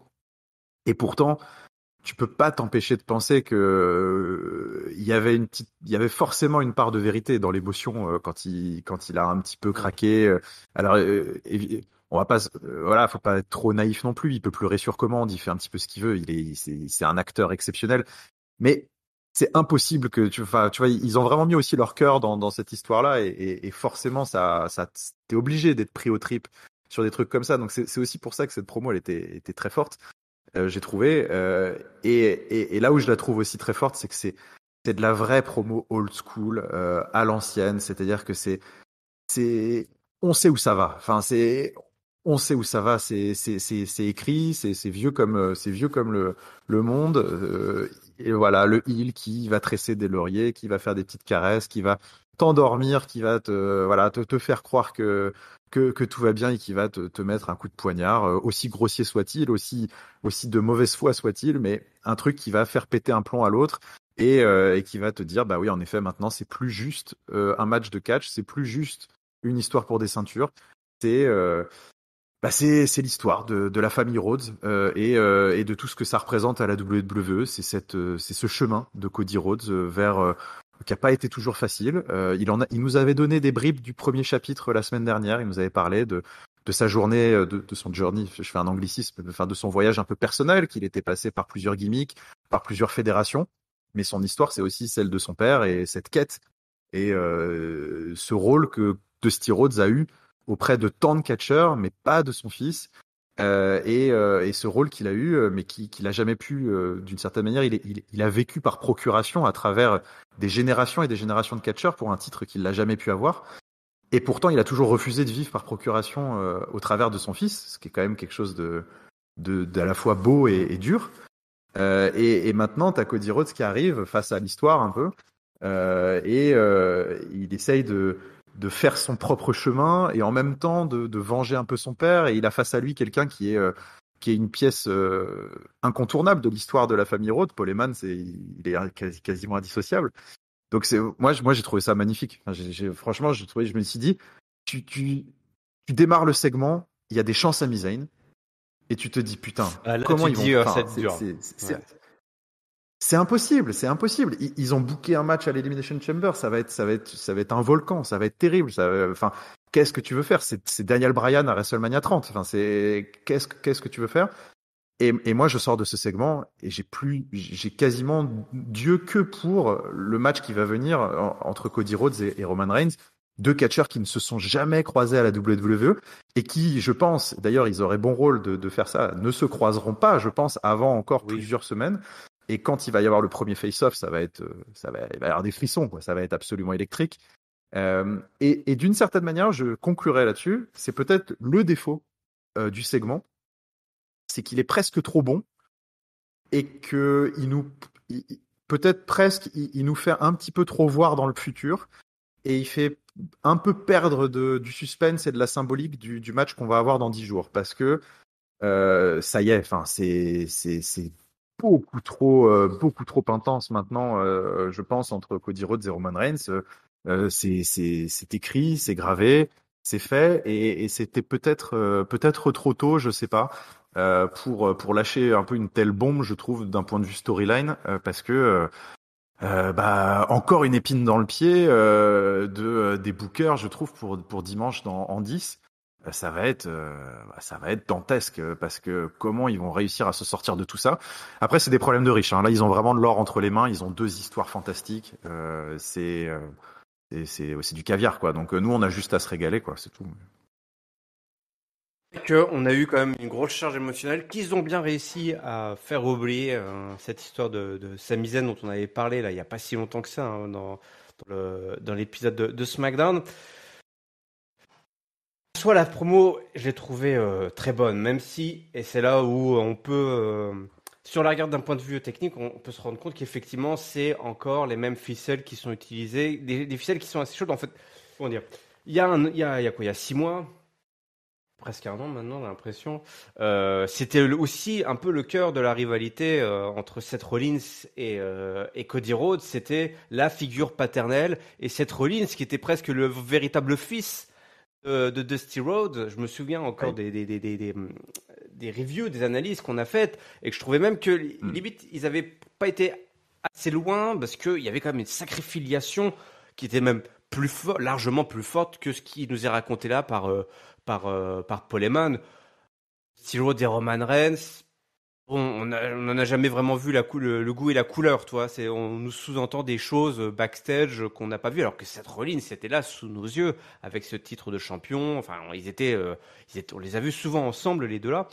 Et c'est vrai que on se retrouve un peu avec cette même ficelle où on a encore un Cody Rhodes qui est là, c'est la quête du père. Hein, en même temps, c'est le personnage, donc ça, on peut pas lui rejeter. Si tu rejettes ça, tu rejettes complètement le personnage de Cody Rhodes. Hein, et c'est ça qui doit faire que tu te ranges derrière lui, c'est que c'est réaliser ce que son père n'a pas pu réaliser, quand bien même il essaye de nous faire croire à chaque fois qu'il veut le faire, enfin qu'il n'y a pas que ça, à chaque fois c'est plus fort. En fait, c'est les autres qui le ramènent à ça tout le temps. Ça. Mais bon, en même temps, lui aussi il le ramène, toi, il y a une espèce de pas tout de suite dans l'émotion, il va le remercier, il lui passe de la crème et tout, on sait pas trop où est-ce qu'il va en venir à ce moment-là. Et c'est vrai qu'après tu as en plus là, donc bon, c'est un petit peu long. Moi je trouvais que par moment ça tire un petit peu en longueur. Que Cody Rhodes, alors là je lui donne comment dire, je vais pas lui donner un avertissement alors qu'il a pas encore fait faute, mais parfois alors c'est très bien, mais parfois ses promos sont très très riches au niveau du vocabulaire et pour l'instant ça fonctionne. C'est vrai. J'ai toujours peur. Oui, c'est vrai. J'ai toujours peur qu'ils perdent la moitié du public de Pecno qui suit la WWE quand il nous sort des mots de plus de 3 syllabes, quoi. Les rednecks, là. Non, mais vraiment, on joue sur un. Mais tant mieux s'il y arrive, c'est un enfin, bravo pour lui, quoi. Chapeau, parce qu'il arrive en costard et tout. Il est très éduqué. C'est très chargé ce qu'il raconte. C'est très très riche au niveau du vocabulaire. Donc à chaque fois, moi, je suis un peu fébrile à chaque promo de Cody Rhodes parce que j'ai toujours peur que le public décroche avec lui. Disant, le public va se retourner parce que il va pas assez droit, ça va pas assez droit au but, quoi. Et il y a de l'émotion, mais au bout d'un moment, il faut aussi réussir à en sortir. Et c'est vrai que sur la fin, moi, ce qui m'a un petit peu décroché, je vais pas être autant dur que ne l'est Papy, qui pensait faire de moi son messager de la mort. Je vous laisse aller rejoindre le Discord pour vraiment avoir la version totalement horrifiée de Papy. Je me situe un petit peu entre vous, c'est-à-dire que sur la fin de la promo de Paul Heyman, avec la dernière punchline, la façon dont il amène le truc, je me suis dit, c'était pas son coup le plus réussi. Hein. Quand il nous sort, ouais, Dusty a dit que t'étais son fils préféré. J'ai dit, mais attends, enfin. Que normalement, c'est le coup, genre, le bon coup, toi, genre, le truc. Ah, et puis après, seulement derrière, arrive le coup de dague. Mais là, déjà, quand il dit ça, tu fais, mais attends, c'est n'importe quoi. Enfin, jamais il dirait ça, quoi. Que qu'ils disent après, ouais, t'étais son fils, enfin, qui t'aimait, contrairement à ce que tu pensais, ou quelque chose de plus subtil. Là, après, et que Roman Reigns était le fils qu'il aurait toujours voulu. Évidemment que c'est un mensonge, Ouais, mais mais c'est pas un mensonge oui, auquel c'est ça. Cody Rhodes peut croire, toi. Ça aurait marché. Avec Non, Seth mais Rollins, justement, je ça pense aurait que été. il y croit pas, il y croit pas, Eh, je ouais, pense. ouais. Mais c'est plus, c'est en fait, enfin, moi, je l'interprète comme ça. Après, peut-être que je sais pas, hein, mais il aurait pu presque dire quelque chose d'encore plus outrageant, presque. C'était pas vraiment le problème. En fait, je pense évidemment, Cody Rhodes sait que c'est un mensonge, mais finalement, c'est d'être capable, après tout ce qu'ils viennent de se dire, après toute la marque de respect, en fait, d'être capable d'abandonner tout ce respect d'un seul coup pour sortir une telle vacherie, une telle grossièreté, en fait, enfin un truc tellement indécent. Finalement c'est ça le coup de, c'est le soufflet là, le coup de gant au visage là. Ouais. C'est dire mais en fait tu respectes rien. Et tu respectes rien ni personne et on vient de s'ouvrir nos cœurs respectifs et t'es capable de me sortir une dinguerie comme ça parce que bah voilà, en ton fort intérieur, au plus profond de toi, dans ton cœur, bah, tu restes un promoteur de catch et tu restes un horrible businessman qui ne recule devant rien pour faire monter la sauce, pour booker tes matchs. Et c'est ce qu'il a Ouais. fait.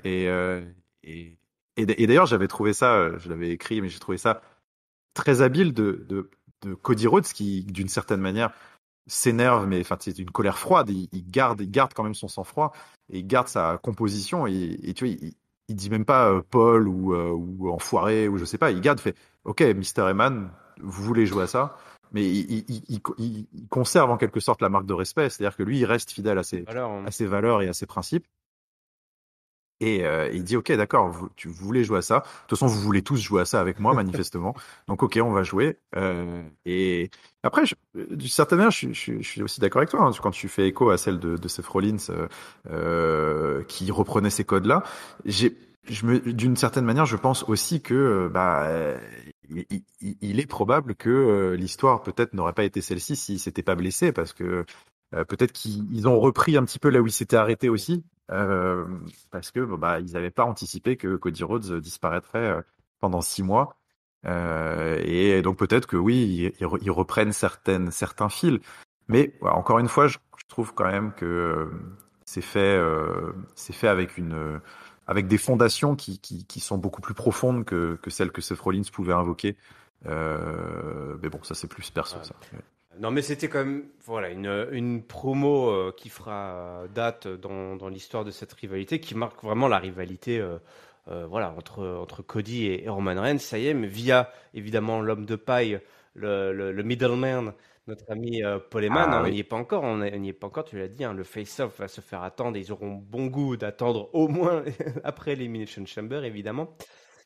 Ça, c'est sûr. Tu parlais de choses qui étaient en stand-by et qui ont été reprises. Mon bon Giscal, c'est l'heure du main event catchesque puisque on a enfin notre Bayley versus Becky Lynch, le match en cage entre les deux femmes. Alors on a des petites séquences backstage à droite à gauche. On voit notamment que Dakota Kai est blessée, elle est en Becky, mais elle viendra quand même avec Io Sky autour de la cage qui descend entre les deux femmes et c'est parti. On se balance des coups de poing, ça fait du trash talk dans tous les sens. On n'a pas le temps d'attendre. On essaie de grimper sur la cage, à droite, à gauche.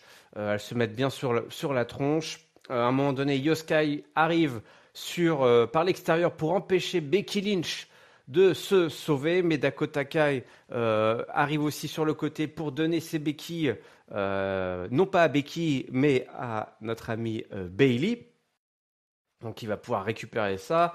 Et quand le match arrive sur sa fin, c'est une musique qui retentit, une vieille musique old school, du grand n'importe quoi, puisque Lita débarque et elle vient sauver les miches de Becky Lynch, alors qu'elles avaient été un petit peu en bisbille. Hein. Elles avaient été en rivalité il y a 1 an ou 2, je crois, les deux. Ouais, Il qui me vient semble. sauver, donc qui débarrasse Yoska et Dakota Kai, ce qui va permettre à Bayley enfin à Becky plutôt, de gagner son match après avoir porté son Manhandle Slam. Le match se termine, donc enfin on a eu droit à ce match. Est-ce que toi aussi tu as eu cette impression qu'on a repris le match vraiment tel qu'il était censé s'être déroulé ou pas? Parce que c'est assez bizarre quand même, notamment Je pense. ce Ouais, run-in de Lita. Là, c'était assez chelou.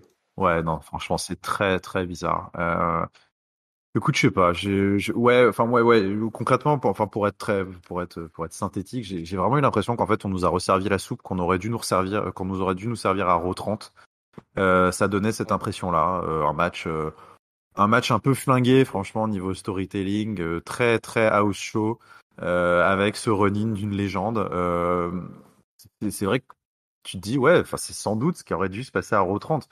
Sauf que le problème, c'est que voilà, ça se passe 2 semaines plus tard et je trouve que ça tombe vraiment à plat.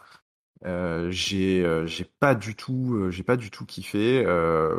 Alors, c'était un bon match en cage, hein. Enfin, c'était un bon match en cage. C'était agréable à regarder. C'est-à-dire que techniquement, c'était propre. Il y avait des spots sympas. Les deux catcheuses sont évidemment très très talentueuses. C'était écrit, j'ai trouvé, avec les pieds, c'est-à-dire que En fait, fallait un peu débrancher son cerveau. Voilà, fallait pas trop se prendre la tête. Je pense que on a l'impression d'être un peu dans un house show ou dans un épisode anniversaire, un peu, justement, Raw 30. Parce que clairement Becky Lynch était bookée comme une heel et Bayley comme une face. C'était un petit peu n'importe quoi. On avait d'un côté, Becky Lynch qui passait son temps à vouloir essayer et j'exagère pas, hein, je pense qu'elle l'a fait 2 voire 3 fois, d'essayer de s'échapper par le dessus de la cage, alors que ça fait un mois qu'elle Oui, réclame ce match et elle veut scotcher Bayley et qu'elle en a ras le cul le d'elle. syndrome Drew Et pendant ce temps-là, t'as Bayley McIntyre. qui elle, ah ouais, syndrome Drew McIntyre, exactement. Et puis après, à côté de ça, t'as Bayley qui, elle, n'a passé ses semaines qu'à fuir. Et alors, par contre, elle, dès qu'elle avait l'occasion, elle envoyait des descentes du coude de la troisième corde, alors que t'avais Becky qui était étendue au milieu du ring et qu'elle aurait pu grimper. Il y a un moment, elle lui fait une sorte d'ankle lock aussi au milieu du ring et t'as Becky qui essaye qui demande à ce qu'on ouvre la porte pour essayer de s'échapper. T'as paye ta babyface, quoi. Et à ce moment-là, Bayley qui la retire au centre du ring, qui essaye même pas d'en profiter pour se barrer comme la heel qu'elle est. Enfin, il y a plein d'exemples comme ça dans le match. Franchement, c'est n'importe quoi. Et à la fin, là, super top babyface, fantastique et tout, bah du coup gagne grâce à grâce au run-in d'une légende dont, bah, honnêtement, on s'en fout un Ouais. peu quoi, hein, de Lita. Donc voilà, quel est l'intérêt de tout ça? En fait, je suis très très déçu parce que c'est un vrai gâchis, je trouve, cette histoire entre Becky Lynch et Bayley. Et donc voilà, ça se termine comme ça. C'est quoi? Ça se termine pour le retour de Lita. Et donc qu'est-ce qui va se passer maintenant? Bayley va se farcir Lita à WrestleMania et Becky Lynch. Deus Ex Machina va se propulser d'elle-même dans la scène du titre de Raw. Enfin, je sais pas, tout ça ne me dit rien qui vaille, donc j'étais pas très très content de cette fin d'émission. Bah écoute, pas content non plus. Comme tu l'as dit, j'avais l'impression de regarder, d'aller ressortir le magnétoscope et j'étais pas dedans quoi. J'étais vraiment pas dans ce match. Limite, ils auraient pas dû le faire ce match. Tant pis, ils ont pas réussi à le faire. Ils auraient pas dû le faire. Puis ça sentait trop le truc pas retouché et juste remis tel qu'il aurait dû être. Et en plus, tu as raison, mais ça on l'avait déjà remarqué, hein, de toute façon avec Becky Lynch qui utilisait des techniques de heal là, qui avait tabassé les. D'ailleurs, j'ai trouvé ça dommage que Yosuke n'avait pas aussi des béquilles, toi, finalement. Elle qui avait été visiblement laissée pour morte. Oui, puisqu'elle avait quand même agressé les deux autres pour Oui, obtenir oui, son donc match. c'était Donc, oui, oui. assez étrange. Et puis toujours bah voilà, c'est étrange hein, de se retrouver à booker des heals et des babyface inversés. Les steel cage, ils y arrivent plus, hein. C'est un truc de dingue. Ah, ils savent pas faire les steel cage, franchement. Non, ils n'arrivent Ils savent pas pas. faire. Ouais. Moi, je sais que certains en interne militent pour interdire cette stipulation. Ben, En vrai, ouais, moi je ouais, trouve que c'est un mauvais Hell in a Cell, un steel cage match, quoi. Ouais, mais il en essaie du pauvre. cette capacité de pouvoir, ouais, de pouvoir s'échapper, en fait, ça tue. Il y a toujours des moments où c'est n'importe quoi. Ça tue toute immersion, je Ou trouve. alors, à minima, tu fais en C'est sorte que ce soit ces le ouvertures heel de qui essaie de porte. s'échapper et pas le babyface, quoi. Oui, Au moins enfin, ça. ouais, au moins tu fais le truc cohérent, quoi. Bon, bah, du coup, c'est comme ça que se termine ce Monday Night Raw et notre double ration. C'est l'heure de nous donner ton top, ton flop ta note, s'il te plaît. Attention, pas le droit de donner plus que 5, hein, Giscal. Pas donner plus que 5. Et ben ça tombe bien parce que, écoute, en fait, j'ai pas énormément apprécié Merde. ce Raw. Donc du coup, je t'inquiète pas pour moi. Donc, donc je vais donner, écoute, je vais donner mon flop. Alors je vais pas le donner au main event parce qu'on en a déjà parlé et puis c'était l'accident était quasiment attendu. Enfin, Ok. en vrai, c'était en ligne, je trouve, avec ce que C'est je vrai. pensais.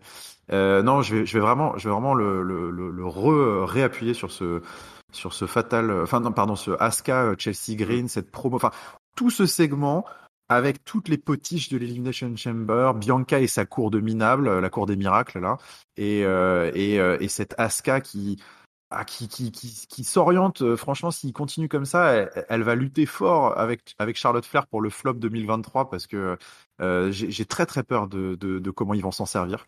Donc il y a tout, il y a rien qui allait dans ce segment. Je trouve que c'est la scène féminine enfin le main event féminin du titre, vous m'avez compris, c'est une cata là. Donc flop et puis bon mon top, no souci, Paul Heyman et Cody Rhodes, c'était fantastique, de l'or en barre et on se dirige d'ores et déjà vers, je pense, une road to WrestleMania absolument dantesque, avec on sait plus où donner de la tête, quoi. Il y a trop d'histoires de folie autour de Roman Reigns. Donc ça va être dur. Et puis ma note, en fait, honnêtement, si je sors cette promo, j'ai trouvé quand même qu'on avait un Raw assez faiblard. Les matchs étaient quand même globalement très mauvais parce qu'on n'a pas Baron Corbin, Dexter Lumis, les matchs de qualification qui étaient assez anecdotiques pour chez les hommes. Cédric Alexander, Shelton Benjamin contre l'Alpha Academy, c'était pas la folie non plus. Les filles, on en a parlé, on va pas revenir dessus. Ouais, c'était un show qui je m'en serais bien passé de celui-là et j'avais mis un 2. Bah voilà, un 2, Voilà, 2 points pour Oula. Cody Rhodes et Paul Heyman. Ouais, mon flop, je vais le donner. J'hésitais entre le donner au main event, mais je vais plutôt le donner au fait de ne pas avoir fait qualifier Piper Niven. Moi, je trouve que c'est voilà, une erreur de casting, Bah de oui. choix de gagnant. Là, c'est une occasion manquée. Et quant à mon top, eh ben, je vais le donner à cette intro par le Judgment Day. Moi. Ça m'a fait mais complètement triper. Ils sont C'est vrai que c'était vraiment très sympa. très drôles. Et c'est vrai que c'était un Raw un peu à la ramasse. En dehors de ces 2 promos en intro et celle de Cody Rhodes, en fait. Ah, il y avait Brock, c'est vrai que Brock c'était Ouais, rigolo. Ouais. moi, ça me mettait un peu mal à l'aise, comme je dois avouer. Brock, c'était rigolo, mais bon, Mm. fallait aussi vraiment bien débrancher son cerveau. Mais une fois que tu as accepté que ces 2 mecs qui Mm. sont juste nuls au micro, ça passe. Ça passe, ça passe. Oui, Du coup, c'est vrai, entre les ça cordes, mais passe. c'était le néant absolu. Et puis, ce truc réchauffé, là, on a parlé beaucoup de micro-ondes sur le Discord. Je crois que là, dans le genre micro-ondes bien réchauffé, le Steel Cage match là, c'était bien tiédasse. Franchement, j'aurais peut-être pas été content d'avoir payé mon ticket ringside si j'avais été à Orlando, Floride, là, pour ce soir-là. Ouais, j'aurais pas été très content. Bah, pas Non, pour pas le pour le catch en tout catch. cas, Pour les mais promos, bon, t'assistes à des trucs assez ouais, importants quand même. ouais. C'est Si ça a des voilà. moments sympas, mais ouais. Et donc, c'est comme ça que se termine ce super catch-up. Je vous rappelle que catch-up, c'est votre podcast qui résume, analyse tous les shows de la WWE. Chaque semaine, on analyse donc les shows Raw et SmackDown, ou des fois SmackDown et Raw en même temps, comme là dans Super Catch-Up. Pour ne manquer aucun épisode, c'est simple, il suffit de vous abonner. C'est gratuit sur toutes les bonnes plateformes de podcast, également sur YouTube. N'hésitez pas à laisser un commentaire. Les réseaux sociaux, c'est Twitter, Facebook, Instagram, Catch-Up CDC. Le lien vers notre Discord où Papy et Giscal ne sont jamais d'accord est dans la description. Je te remercie Giscal pour nous avoir fait preuve, nous avoir partagé ta défense et puis ton amour pour cette promotion. On attend la venue de Papy qui va devoir se défendre la semaine prochaine. Là, hein. Ah bah, écoute, j'ai hâte d'écouter en effet sa défense, mais en tout cas c'était avec plaisir. Une nouvelle fois pour ce super catch-up bien Ouais. rempli. Et donc on vous donne rendez-vous très bientôt d'ici là. On vous souhaite à toutes et à tous une bonne semaine pleine de catch. Salut, salut. Ciao, ciao tout le monde.